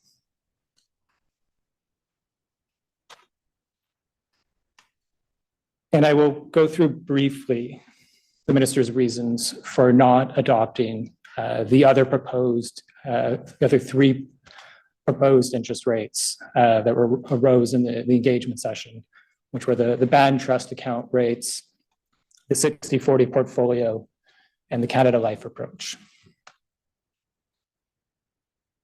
At paragraph 141, which is the reasons for why the minister rejected the band trust account rate. And in brief, the minister's reasoning is there wasn't any evidence that augmented annuities would have actually stayed in band trust accounts, because the band trust account rate is applied to funds that Canada holds on behalf of First Nations. But the intention was for the annuities to always flow directly to the First Nations themselves. So it's not first of all, it's based on a counterfactual of how annuities would have been used, which again, doesn't measure the Crown benefit. And then it also doesn't have a basis in the historical record. Turning to the 60-40 approach, or the 60-40 portfolio approach, I'll take you to two of the key reasons why the minister ultimately declines to adopt this measure of interest. So paragraph 143, the minister says, the 60-40 portfolio approach has no application to factor 3 because it does not speak to the benefit to the Crown. The Crown does not invest monies in a balanced portfolio of stocks and bonds, and thus the Crown benefit does not reflect the 60-40 rate. At paragraph 144, he goes on to address the 60-40 rate doesn't achieve the purpose of the exercise of measuring time value of money for the Crown benefit because it's not a risk-free rate, because the evidence before the minister, according to standard economic principles of how you want to, in general, bring forward monetary value in time is with a risk-free rate. And as we are, I'm sure, all familiar with, the 60-40 rate is not a risk-free rate. It includes a risk premium. I won't take you through the rest. That's a rather lengthy section where the minister addresses other additional reasons why he doesn't adopt the 60-40 approach. Does Ontario adopt the arguments of Canada on issue of rates? I'm sorry, I didn't Does get it. Ontario adopt the submissions of Canada on the question of rate? On the question of rate. Of interest rate, bring forward rate. Which submission in particular of Canada? All of their submissions. Do you take issue with any of them? Do you?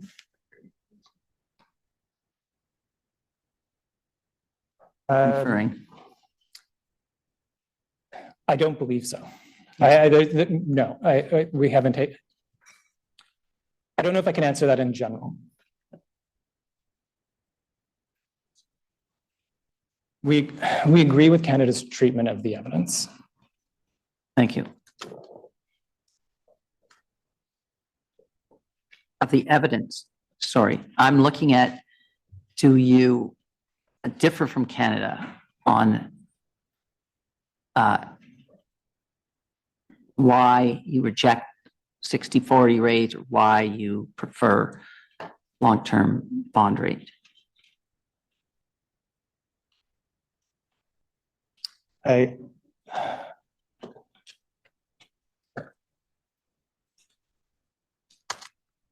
Your Honor, just I'll address your question. Ontario agrees with the treatment of evidence that Canada has put forward. But again, this is reasons forward approach. So Ontario's position is based on what the minister says in his explanation, primarily. And that's where the focus should be. But we don't disagree with the way that Canada treats the evidence. It lines up very closely. It is important to note, though, that the reasons why the minister accepted the bond rate differ from the reasons why Canada went with that. So Canada has some different approach, in terms of the reasons why, but in terms of the evidence, we accept what Canada says about the evidence. It lines up very closely. Thank you.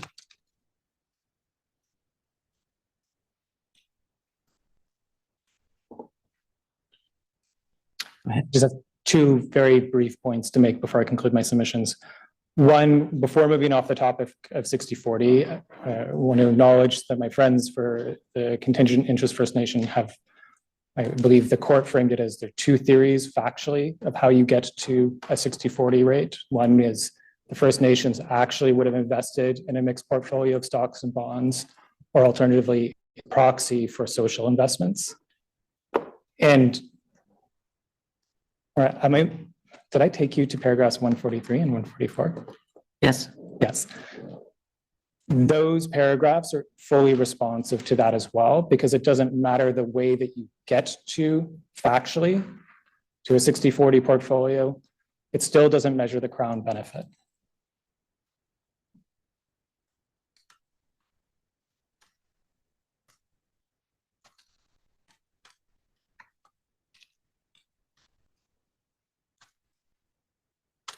And the last point, quite briefly on the Canada Life approach,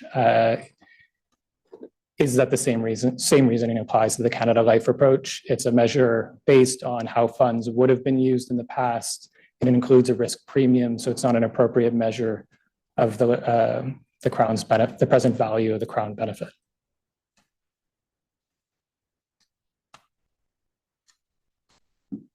Thank you.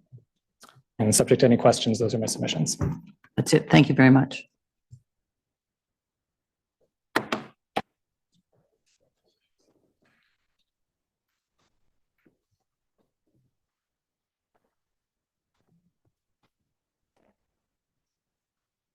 If Mr. Brodie had a problem with that mic. No, I think the problem is the mic is quite far from me, so. Oh, that's what I'm saying. Yes. Double, you could double that problem. The podium is clearly not designed for people my size. So. Good afternoon, Your Honor. My name is Mohamed Salama, counsel for Ontario. And as my colleague, Mr. Rankin, mentioned, I will address the issue of the treatment of the contingent share of the past compensation.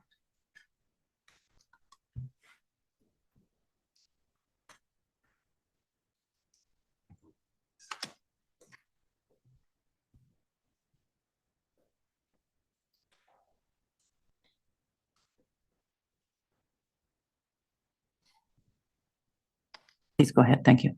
The contingent interest First Nations, in both their written and oral submissions, seek certain declarations regarding their contingent share of past compensation. As we set out in our main factum at paragraph 292, Ontario does not take issue with the nature of those declarations. Specifically, Ontario does not oppose, first, the declaration of the contingent shares according to the percentages set out in this court's intervention order of February 17, 2022. Second, a requirement that any disbursement be made only by further order of the court.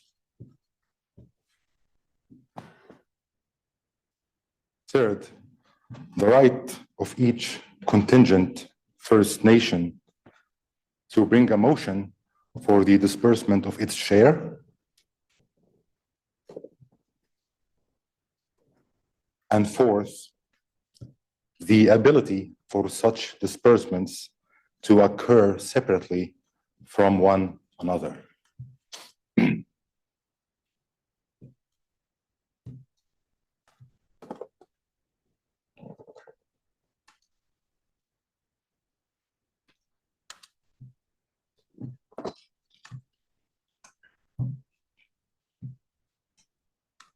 Go ahead. However, Ontario objects to the claim for post-judgment interest retroactive to January 27, 2025 on two grounds. I apologize, Your Honor, I'll just take a second to remove the screen share.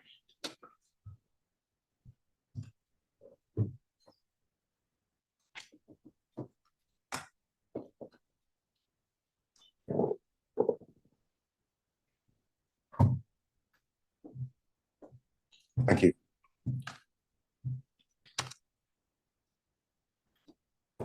As I mentioned, Your Honor, Ontario objects to the claim for post-judgment interest retroactive to January 22, 2025 on two grounds. First, as this proceeding is a review of the minister's decision and explanation, this is not the appropriate forum for resolving the interest rate payable on amounts allocated to the contingent First Nations.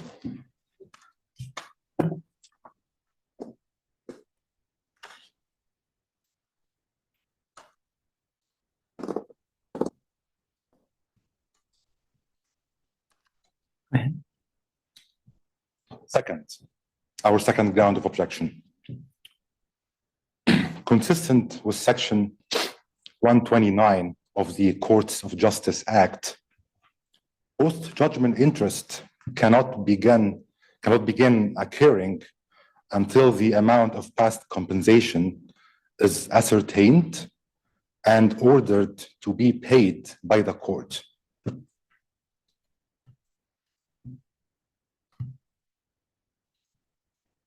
These conditions cannot be met until the contingent First Nations entitlement to annuities under the treaty is determined. Beneficiary status is a precondition to being entitled to annuities. However, the contingent First Nations deny that they are beneficiaries to the treaty. This issue is the subject of a separate proceeding and falls outside the scope of the present review.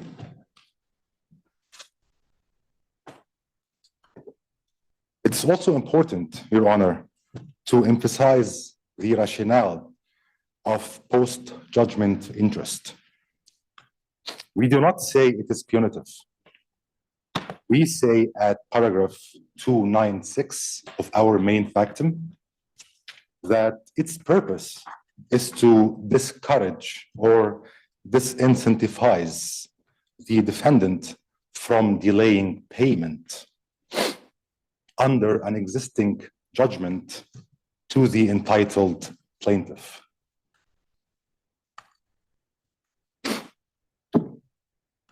Clearly, Your Honor, that rationale does not apply here, where the contingent First Nations dispute their standing as treaty beneficiaries.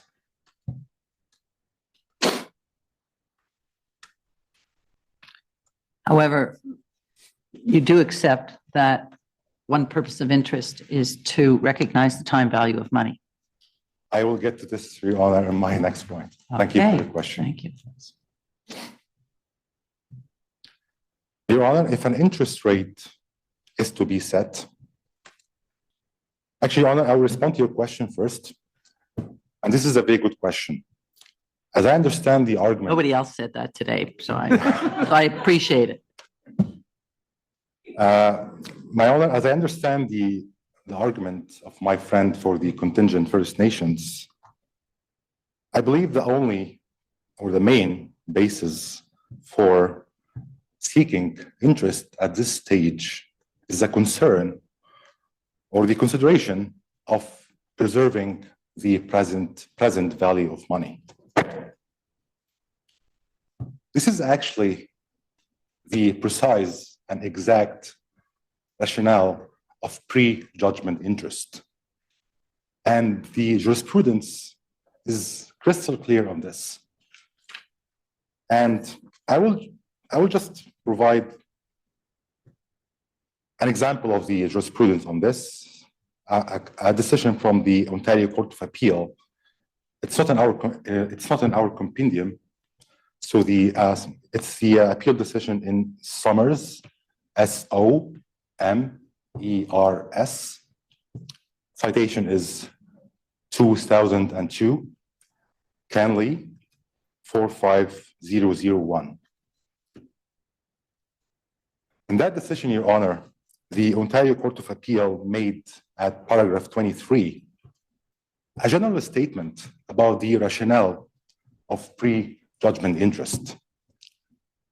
The court says at paragraph 23, awards of pre-judgment interest are designed to recognize the impact of inflation and to provide relief to a successful litigant against the declining value of money between the date of entitlement to damages and the time when damages are awarded. So, post-judgment interest, Your Honor, is not the answer to the contingent. Judgment interest, I think, is just, that's the rate they wanted. Yes, Your Honor, They didn't but say call it post-judgment interest under section 129. yeah. That's the rate they asked for. Yes, Your Honor, but in our view, we should not lose track of the main basis why the contingent First Nations are seeking interest at this state, which is again preserving the present value of money. And this is a rationale addressed by pre-judgment interest, Your Honor, right? So we say that this is not, as Mrs. Evans submitted yesterday, this is not a situation of post-judgment, Your Honor. And this is clearly like evident from the rationale of post-judgment interest, which is discouraging delay under an order under which money is owing. So what's the difference in numbers between post-judgment and pre-judgment interest? I don't have the answer to this right now, Your Honor. But the Okay, Court of Justice just Act, tell me this then. If you say it's, this is the rationale of pre-judgment interest. exactly. And I will continue my submission on this, if you permit. Okay, Yeah. So we say that pre-judgment interest, the rationale behind it is what captures the basis of requesting interest at this stage. But again, Your Honor,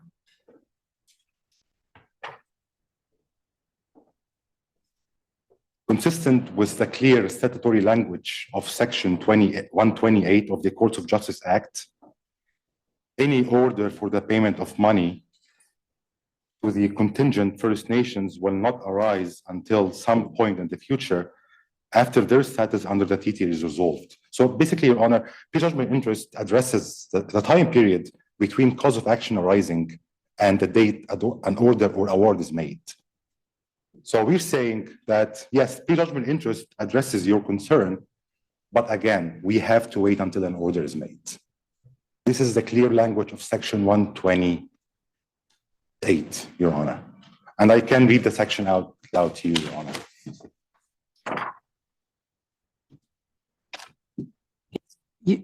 Section 128, you might put it up. Section 128, you say that is, Section 128 interest is payable after an order is made. Yes, Your Honor, but I will, if you permit me, I will start with it. No, I still have more questions. Of course. And this order that you say is not made is not going to be the order coming from this review, but it is going to be the order when each First Nation, each contingent interest First Nation on its own comes for disbursement. But that's the timing of the order. Correct. Okay. But Your Honor, it's really fair to say that interest in general, or to be more specific, interest under the Courts of Justice Act, specifically pre and post judgment interest, they really revolve around having an order, right? And I would also like to provide our view on an exchange that took place yesterday between the court and Mrs. Evans, where, as I understand, the court suggests that ordering interest at this stage will provide some kind of certainty to the contingent First Nations. So we say, Your Honor, that ordering interest at this stage will not provide certainty. This is actually, in our view, not the place to start the analysis. We think it should be the other way around. There should be certainty first, and then interest can be addressed, right? And this is evident, for example, in the rationale behind post-judgment interest, which is discouraging delay. So how can one be accountable for being delayed and the obligation is still undetermined?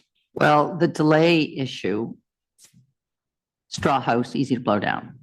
They're not, I don't think that's the concern. The concern is preserving the time value of money. Yeah, yeah. So I don't think that the contingent First Nations argued section 128 or 129. As I understand, Your Honor, they asked clearly for post-judgment interest. And as I also recall from their submissions last week, they agree that the provisions of the Courts of Justice Act do not strictly apply here. Right. Yeah. Okay. So let's go with that. So is Ontario arguing that any determination that they made on January 27th should not be preserved in value until such time as it is paid out, which may be in 10 years, maybe in 5 years, maybe in 5 months? Is that Ontario's position? Pardon me? You understand the question, Your Honor? You don't? All right. So the time value of money is that $1 today is worth, $1 today is worth more than $1 in 5 years. Yeah. So is it Ontario's position that I don't know, give me a number that one of the contingent First Nations is going to receive. All right, let's say it's $10,000. Yeah. Let's say that the per capita distribution or allocation amongst First Nations result in a $10,000 payment to contingent interest First Nation So A. it's contingent share. Yeah, All right. yeah. And you're saying if that's only paid out in 5 years, it should still be $10,000. No, Your Honor, we do not say that. We say that when it is the time to pay it out, it will be open. It will be open for the contingent First Nations to seek and address the both types of interest under the Court of Justice Act. They will be. But Ontario, I'm asking about Ontario's position, not what the contingent First Nations can do. Yeah. Your position today is you're not committed to 1 penny of protection of that $10,000. Let them ask, you say. Look at this. We've got open courts here. It doesn't cost anything to come to court.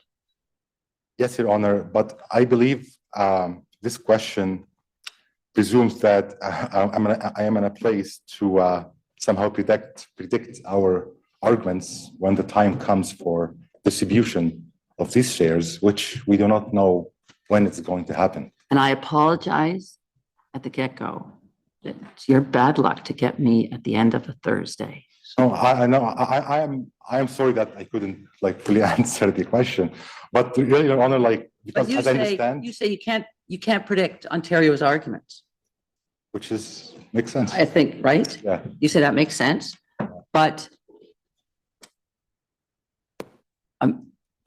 it's not for you to predict their arguments. It's for the contingent interest First Nations that might have to predict their arguments. And that one of the arguments available across a range Yes, Your Honor. is 0. And preserving the present value of money is a legitimate request, which is recognized clearly under the Courts of Justice Act and addressed. So prejudgment interest addresses and reflects the declining value of money. And as I mentioned, it will be open for the First Nations. But Your Honor, I would like to add like another issue on this, that we don't really have instructions on this today. So.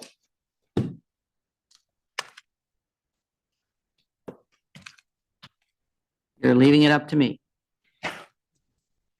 Your Honor, subject to any questions, this concludes my submissions. Well, my question is, when will you have instructions?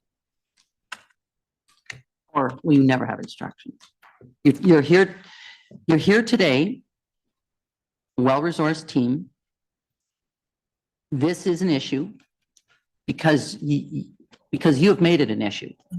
You say the contingent interest, First Nations have arrived here asking for an order. You agree with all of these points, but you say to the court, we don't agree with this point, please make a ruling. And you say, we have no instructions on it. My colleague, Mr. Rankin, will address that. And thank you, Your Honor. Thank you. He's the brave one. Thank you very much, Your Honor. I will address your question. Thank you. It's not an issue, Your Honor, with respect to instructions. The position that Ontario takes is that this isn't the right forum in the context of a review for determining the interest rate question. But as indicated in Ontario's factum, that if an interest rate is to be set, then it should be the prejudgment interest rate. And what's the difference? Do you know? The difference in terms of post-judgment to prejudgment. Yes, as a matter of fact, my friend, Mr. Schachter, very helpfully pointed out to me that the rates are actually available online. What happens is under the Courts of Justice Act, the rate is posted and you can find those rates online. There are provisions in the Courts of Justice Act with respect to computation. So prejudgment interest is actually simple interest. So it's not compounded. It's not interest on interest. Prejudgment interest. Prejudgment interest, yeah. And Post-judgment interest doesn't specify, so it's more within a discretionary question. And that is one of the points where we say that, and we've said this before, that when Ontario early in this process conceded compound interest, it was actually a very big concession early in the State Street trial. Because we're talking about prejudgment amounts, but Ontario was compounding those amounts as opposed to not saying that there's no interest on interest, which has a very large impact on the bottom line.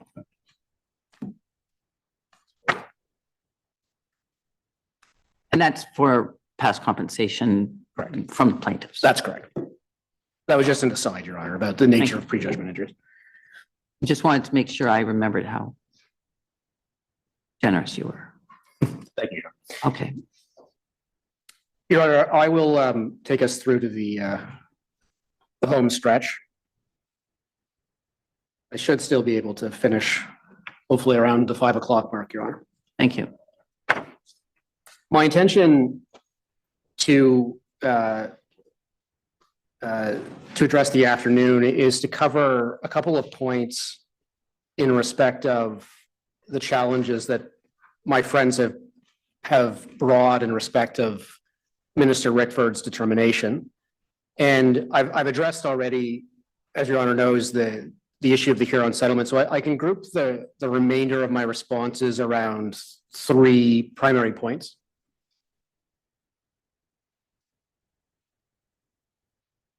The first, Your Honor, is that Minister Rickford did, contrary to some of my friends' arguments, consider harm, including intergenerational harm.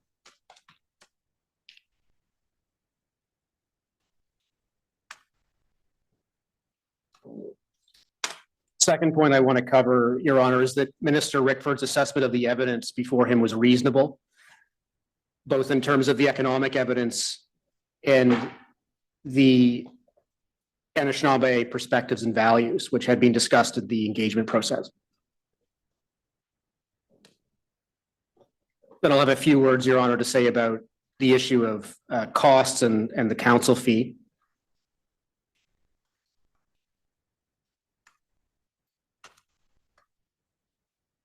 And I'll conclude with remedy. And Your Honor, as I'm concluding, I would invite Your Honor to ask me anything about Ontario's position in this matter.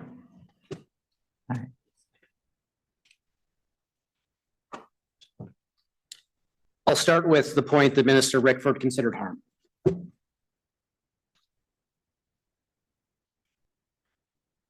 Some of my friends have suggested that Minister Rickford did not take into account the harm of the longstanding and egregious breach that the Supreme Court rightly described. But respectfully, this doesn't reflect the minister's reasons. It's a reasons forward approach. The minister clearly considered harm, including intergenerational harm, in his reasons, largely under the discussion of the honor of the crown.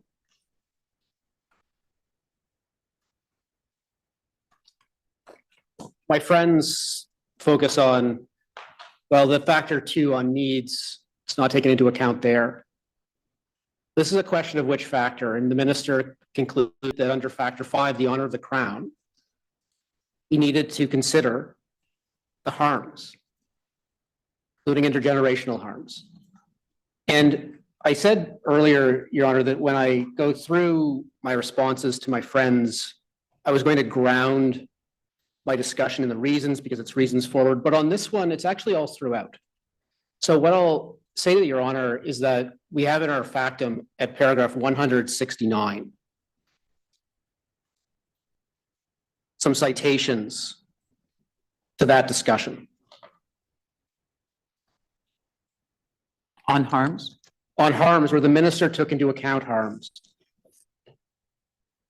This was a consideration in the minister's mind in determining the exercise of discretion that was honorable. Now, we need to be clear about a distinction here. There's a difference between considering harm, as the minister did, and engaging in a loss-based summation of losses. So you heard from Mr. Ogden about the minister's approach, where it wasn't a summation of past losses and a calculation with a bring forward rate, as some of my friends suggest, because the minister didn't reduce the Restool analysis down to that sort of framework that resembles a damages trial. The minister approached it as the 5 factors, including the honor of the crown, the consideration of harm and intergenerational harm, and brought that all together.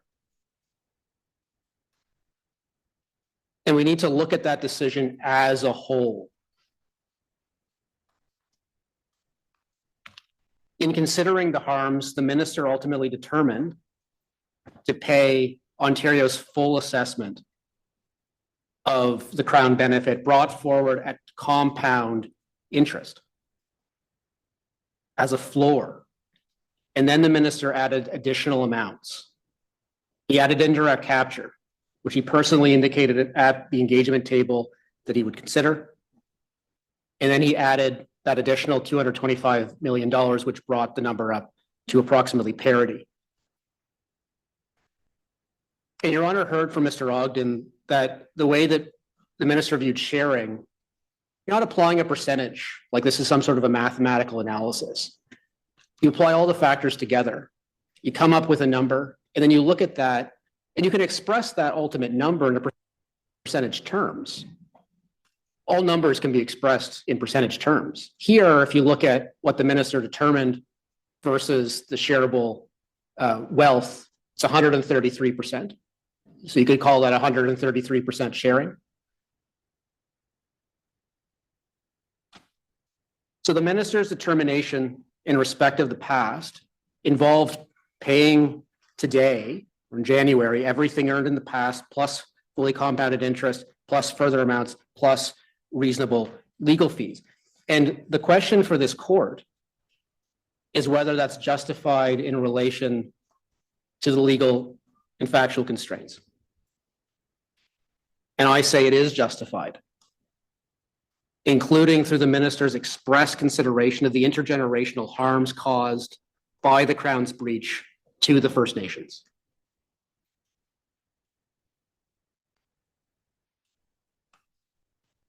Now, I'll briefly address, as a related concept, the argument that I heard from some of my friends that the minister, quote, reduced the compensation amount based on polycentric considerations.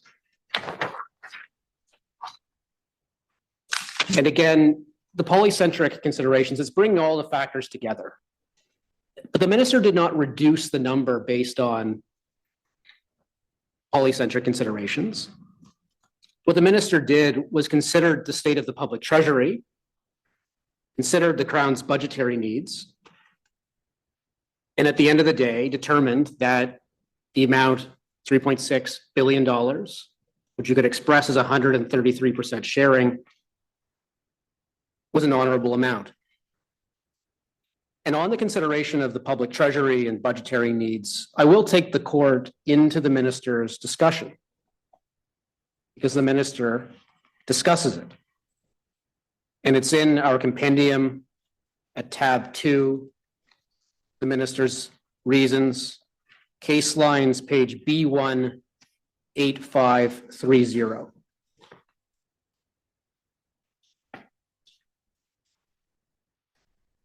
And this is under the consideration of factor 4,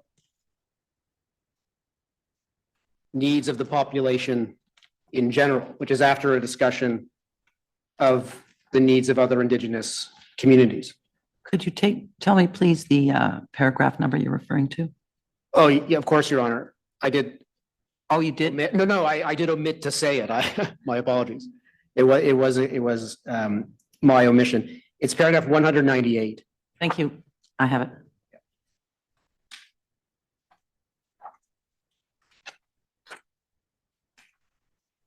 So the minister indicates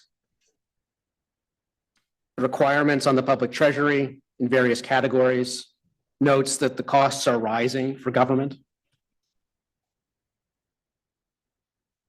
Healthcare costs in 2022 to 2023, 75 billion, rising next fiscal year to nearly $90 billion. And the minister considers all of this, but ultimately determines that sharing the full assessment of the wealth plus the additional amounts was honorable in this case, which includes exercising the discretion liberally, taking into account all of His Majesty's subjects. Now, there was some suggestion, Your Honor, that the standard for the minister would be to articulate exactly where the money comes from out of these budgets. So if it's in 3.6, well, where does that money come from? And you weigh that against a removal of money from the healthcare budget or from the education budget. And respectfully, Your Honor, that cannot be the standard on the Crown. Where the Supreme Court says to take into account the wider needs of other Indigenous and non-Indigenous Ontarians and Canadians, what the Supreme Court is recognizing is a basic point about scarce resources. Public funds spent for one purpose means less available for another purpose. So the minister has to look at the state of the Treasury. But in this case, that was not reducing the minister's number. The minister didn't say, well, it's going to be this, but I'm going to take it down because of these financial considerations. The minister considered the financial considerations in determining that an honorable amount was $3.6 billion from the Crown.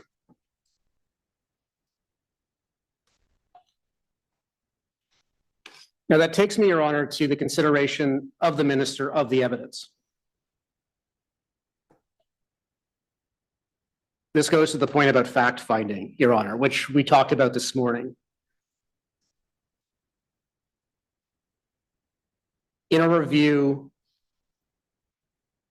it's not a matter of fact-finding for the reviewing court. The deferential standard applies to the minister's consideration of evidence. And it's for that reason that I'm not intending to go through all of the evidence that was before the minister as if this were the closing argument of a trial. It's not. The question is whether there's something significantly defective about the minister's assessment of the evidence that undermines the reasonableness of his decision. And there's not. Now, there's just a couple of points, Your Honor, that I would like to cover in terms of my friend's arguments about the evidence and the facts. And the first is the argument that some of my friends have made to say that the concessions that Minister Rickford made were, quote, window dressing, or they were described in oral argument last week as illusions. But again, Your Honor, rather than labels, we need to look at what the minister actually said. The minister includes an appendix to his explanation that goes through the evidence in detail. And I would like to pull it up. It's called Appendix A, Evidence of Revenues and Expenses. It is Compendium Tab 2, paragraph 268. And it's case lines B18550.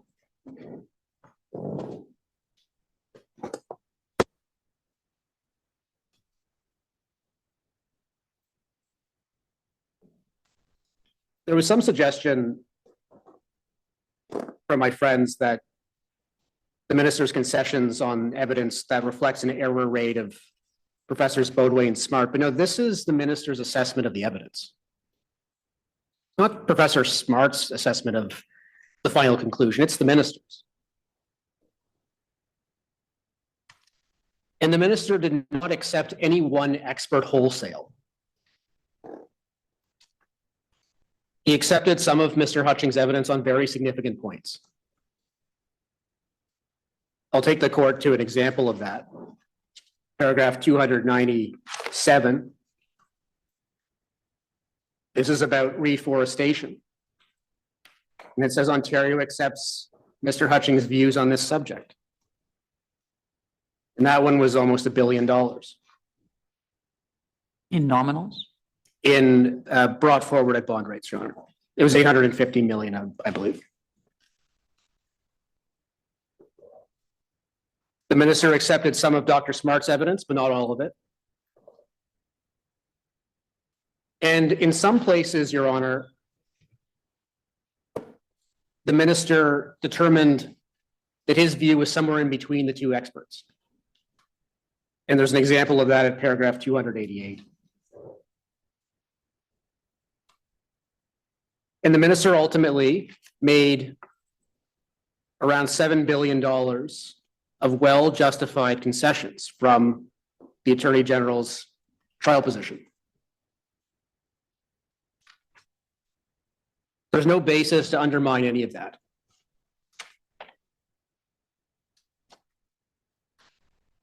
Now, some of my friends downplay these concessions and say that they were small in nominal terms. But my submission, Your Honor, is that argument needs to be treated with considerable caution. Converting the amounts to nominal dollars obscures the fact that the minister's concessions for the earlier time periods, and most of these are worth many times more, by thousands of times in some instances, than concessions for later periods. And that's because of the time value of money. So if the minister concedes a point from the 1850s, in present value, that's worth thousands of times more than a concession from the 2020s. And in this instance, the minister's concessions were largely that earlier period. And there's a reason why. Your Honor will remember that the NCRR numbers from Mr. Hutchings after 1945 took a different approach, where it was a percentage rather than a computation based on the public accounts. The minister didn't accept that. But what the minister did accept was significant points from Mr. Hutchings prior to 1945. So these are early period concessions, which are worth so much more than would be a concession from a decade ago, for example. So they're going to be smaller nominal terms, but in terms of the bottom line, they're enormous. We need to be very cautious about calculations expressing these in nominal amounts and then adding it up. You can't add up dollars like that over time periods. That's adding apples and oranges and bananas and 170 other types of fruit. The value of every year is different. You can't add it up that way.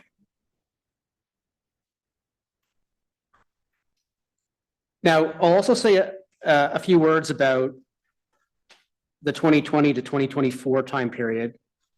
And this is in response to arguments from my friends for the contingent interest First Nations. And the argument is that the minister didn't add additional amounts for 2020 to 2024. That is true.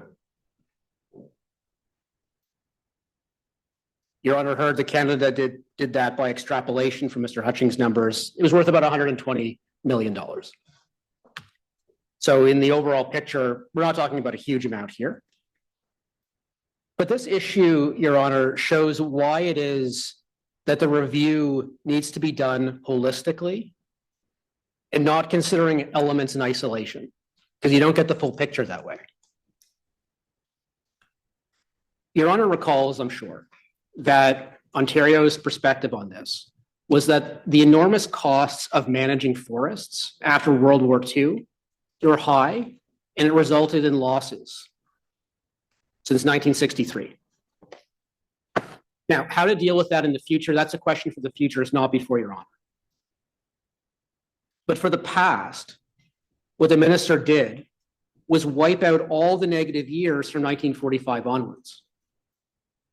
And that's what drove the assessment from 375 million up to 2.7 billion. So that's where that 2.7 billion comes from. It comes from cutting out not just a couple of years at the tail end, but cutting out decades to the significant advantage of the First Nations. When you say that the minister made concessions, Yes.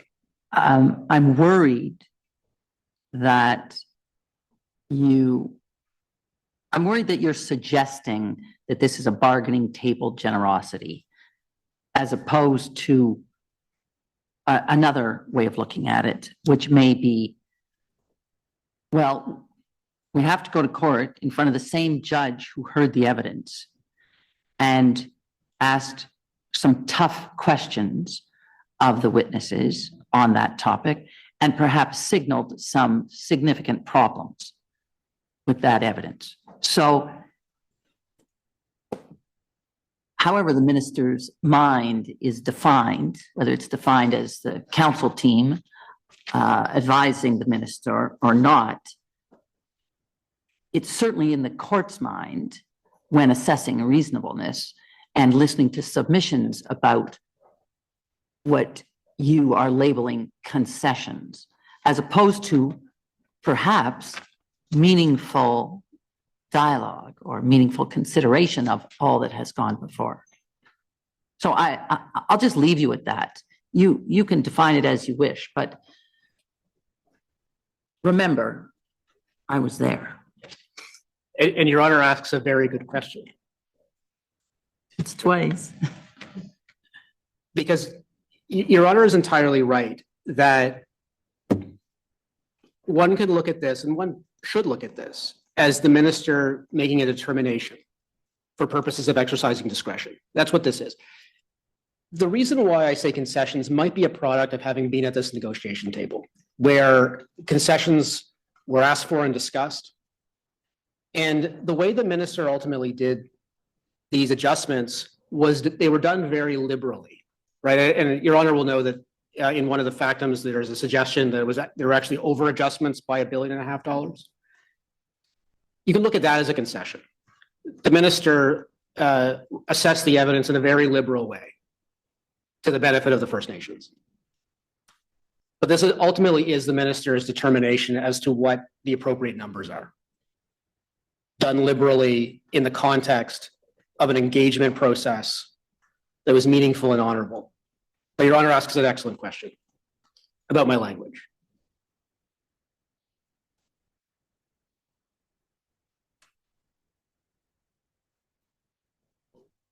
Just to conclude that point, Your Honor, this shows why I suggest that one needs to look at the decision as a whole. It's not, to quote Vavilov, a line-by-line treasure hunt for error. You need to look at it holistically and why the minister did what the minister did. And in this case, the minister, in favor of the First Nations, cut out decades and brought the number up significantly.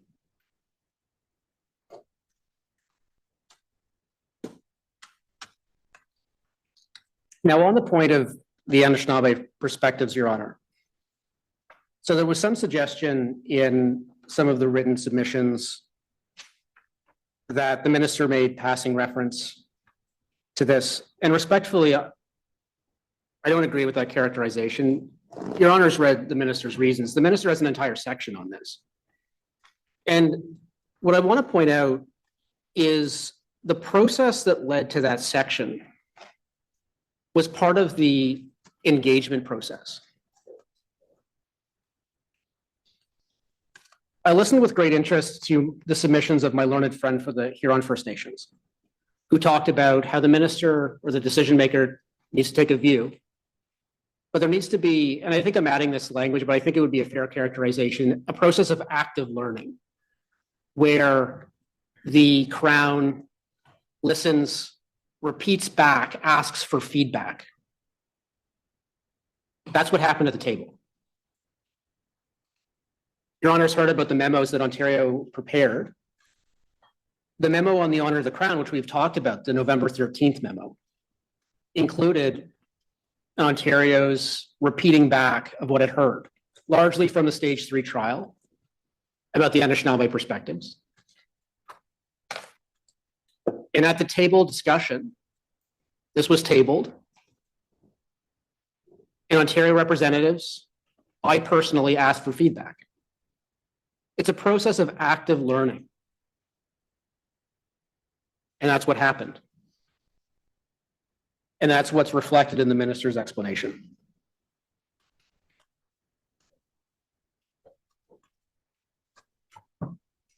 Subject to questions on that, Your Honor, I will turn to the issue of legal fees briefly.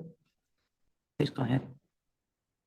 Now, again, this is reasons forward, so I will take the court to what the minister said about the legal fees. And this is, we're still in Compendium Tab 2, paragraph 252.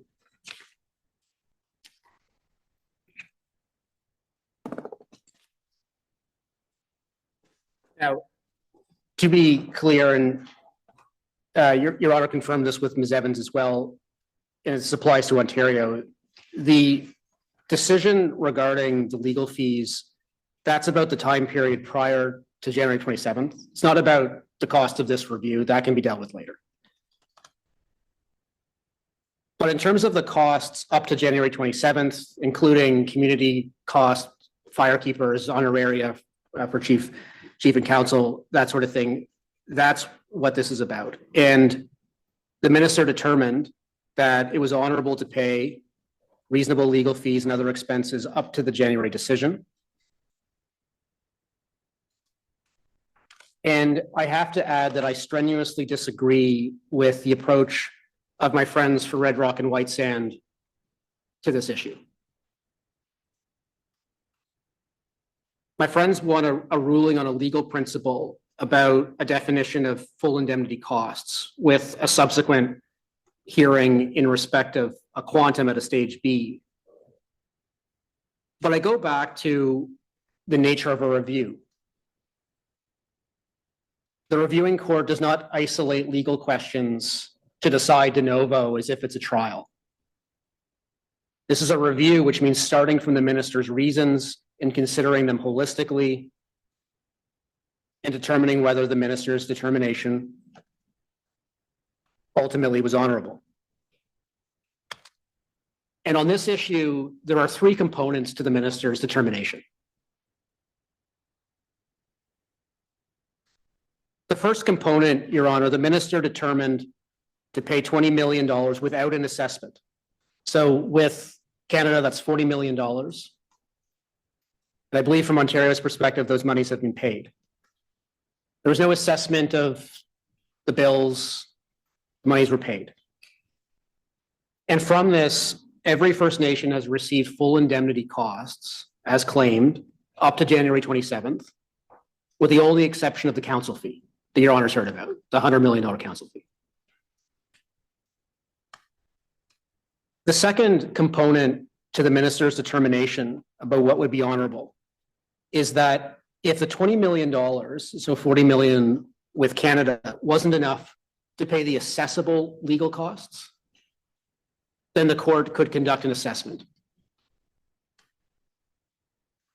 And as Your Honor heard from Ms. Evans, the reason for that is because right up until late on the Friday evening, before the minister made the decision, the final decision, we hadn't heard all the information. Now, the only difference, or the difference for Ontario is that the minister worked over the weekend and was able to address this in the final decision. So there is a discussion of the numbers and the counsel fee in the minister's determination because he worked over the weekend.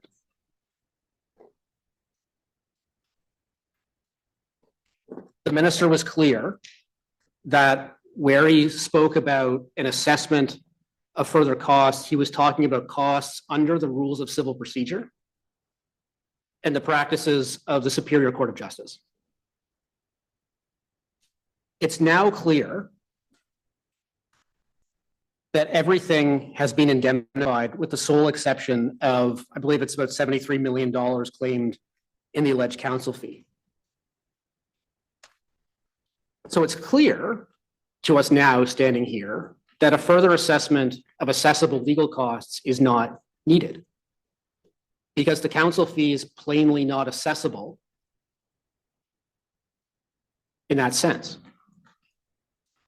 Court costs are assessed based on hours times rates, not based on blanket numbers.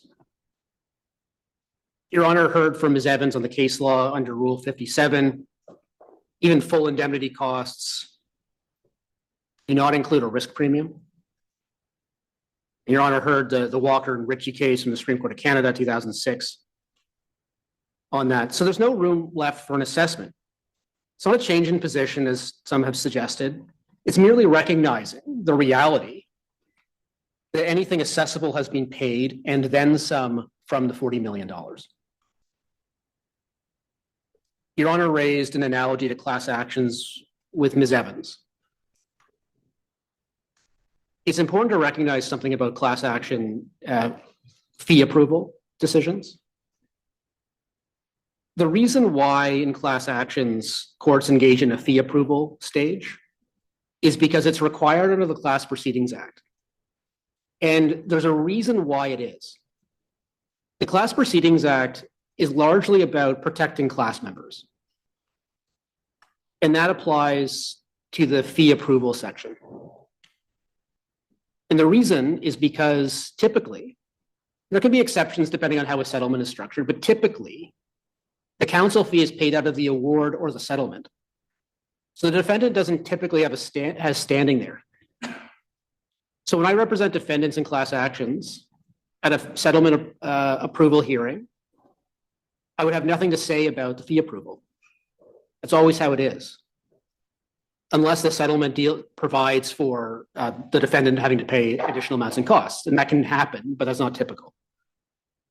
The analogy or the reference I was making to class actions was was only partly to do with the assessment, but it was about the premium, which you say is not payable or accessible under Rule 57, but it is in class actions.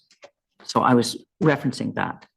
Yes, Your Honor, but typically the way it's working in class actions is that, again, it's coming out of the settlement or the judgment. It's not coming from the defendant, that premium. So yes, it is true that in class Not actions, coming from the defendant. typically not. Well, there's no other source for it. The judgment or the settlement. So class actions usually. The money only has one source. So Your Honor, the way this happens in settlements, I'll use a settlement example. So say the settlement is for $100 million. A global amount. Global amount, yeah, exactly. And the defendant well knows that in that global amount, there is some amount, they don't know what, for costs or counsel fee. Yes. They don't think for 1 second that 100% of it is going to the plaintiffs. Oh, that is completely true, Your Honor. So when you say the money comes from the plaintiffs, no, the money comes from the defendants. How much money? I see Your Honor's point. But from the defendant's perspective, what they care about is the overall amount they have to pay. So if the settlement is going to pay $100 million, some of that's going to go to the class counsel, sure.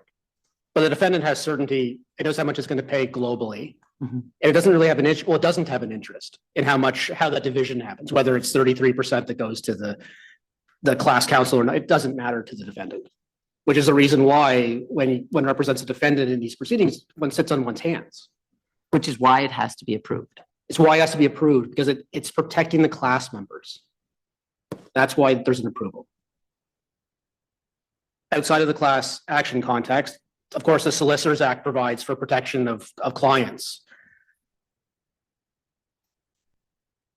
But that again is not a matter of payment from the defendant. That's a matter between solicitor and client.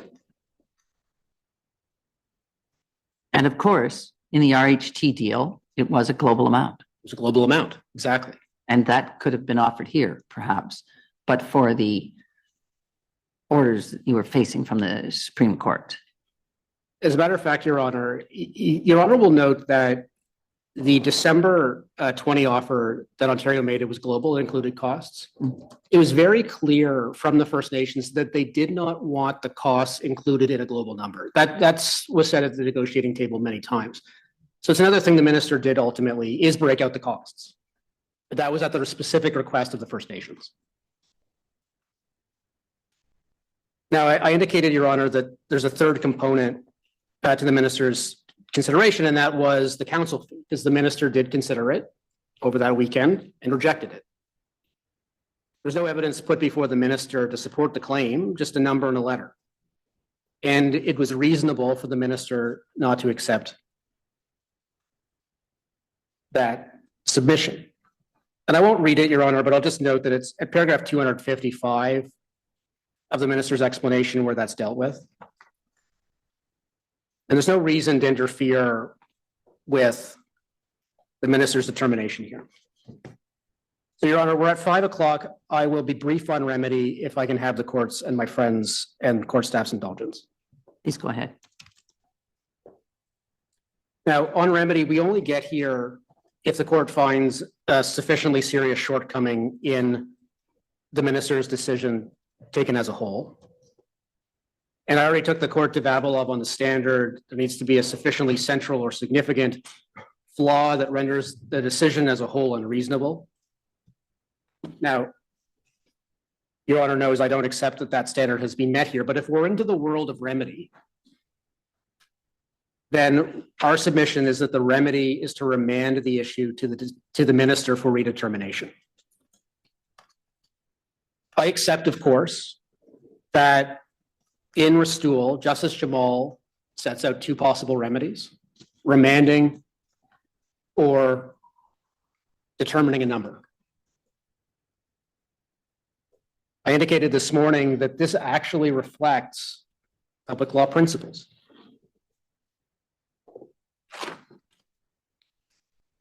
I suggest that it's not a coincidence that Justice Jamal indicated the remedies in the order he did. He indicates remanding first, second, determining a number, because that's actually the order that a court considers it in administrative law.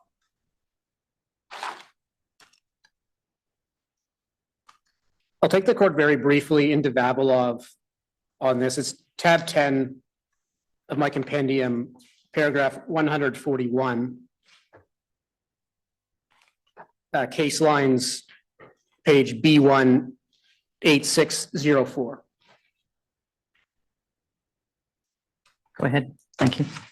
This is a a paragraph under a section called a note on remedial discretion, which is exactly what we're talking about. And it says, giving effect to these principles in the remedial context means that where a decision reviewed by applying the reasonableness standard cannot be upheld, it will most often be appropriate to remit the matter to the decision maker to have it reconsider the decision, this time with the benefit of the court's reasons. So that's sort of the default remedy.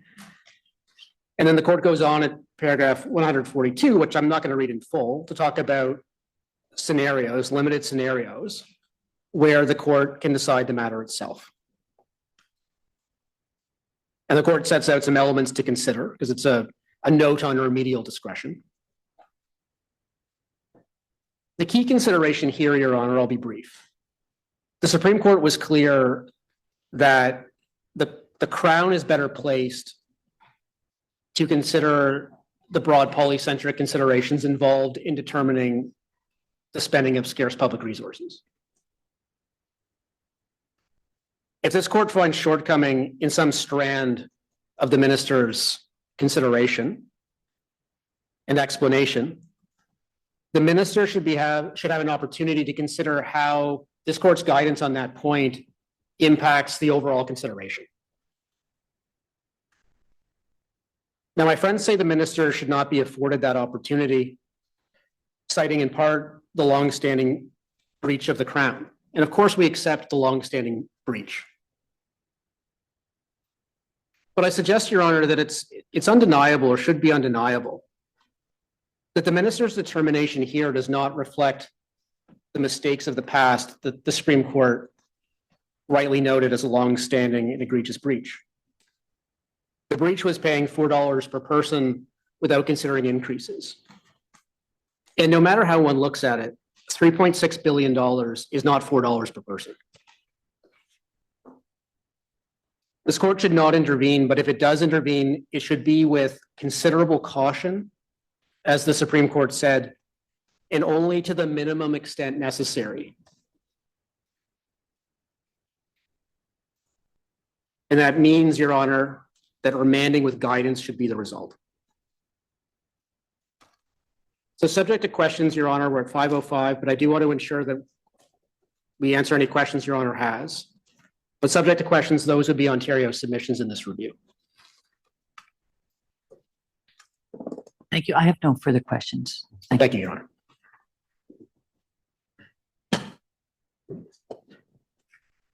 Okay, Ontario is done. The Crown is done. We have done what we came to do this week. All right. We'll break for the day. We'll break for the week. We return to this court Wednesday, I believe it's June 19th. Is that possible? 18th? Wednesday, June 18th, 11 a.m. Is that right? Is that what we said? I think 11:30. I think the flight gets in at 10:30. 11:30. What was I going to say about that? Oh, I understand that there is a request from Mr. Worm to appear virtually. That is perfectly fine. Yes, Mr. Worm has suffered a medical issue and had to return home and would like to attend the reply virtually. I'm not sure if I need to ask for permission to make a reply. I thought probably when the Crown consented to our written reply, they understood there'd be an oral reply. And given how much I heard in response to our submissions today, I think it's very appropriate that we have a reply. So we were intending to do that. I've spoken to my friends and they wanted the interveners to go first, sort of in the reverse order that we came to with our submissions in chief. So we were planning to deliver our reply when we come back on Wednesday. All right. And have you talked about timing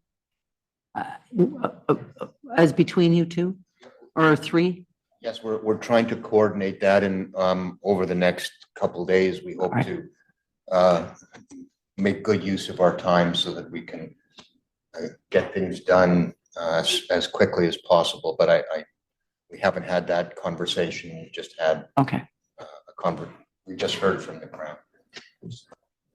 Just add to Ed's point, Mr. Worm and I are working out whether I will be here or with Mr. Worm next. Oh, okay, thank you. So I'll leave it to you. We'll start on Wednesday at 11:30 and you will let me know then. I understand a bit, you probably have your order of submissions, but how long you're each asking for. All right. Don't think there's anything else. Stay safe. Come back on Wednesday. Thank you all.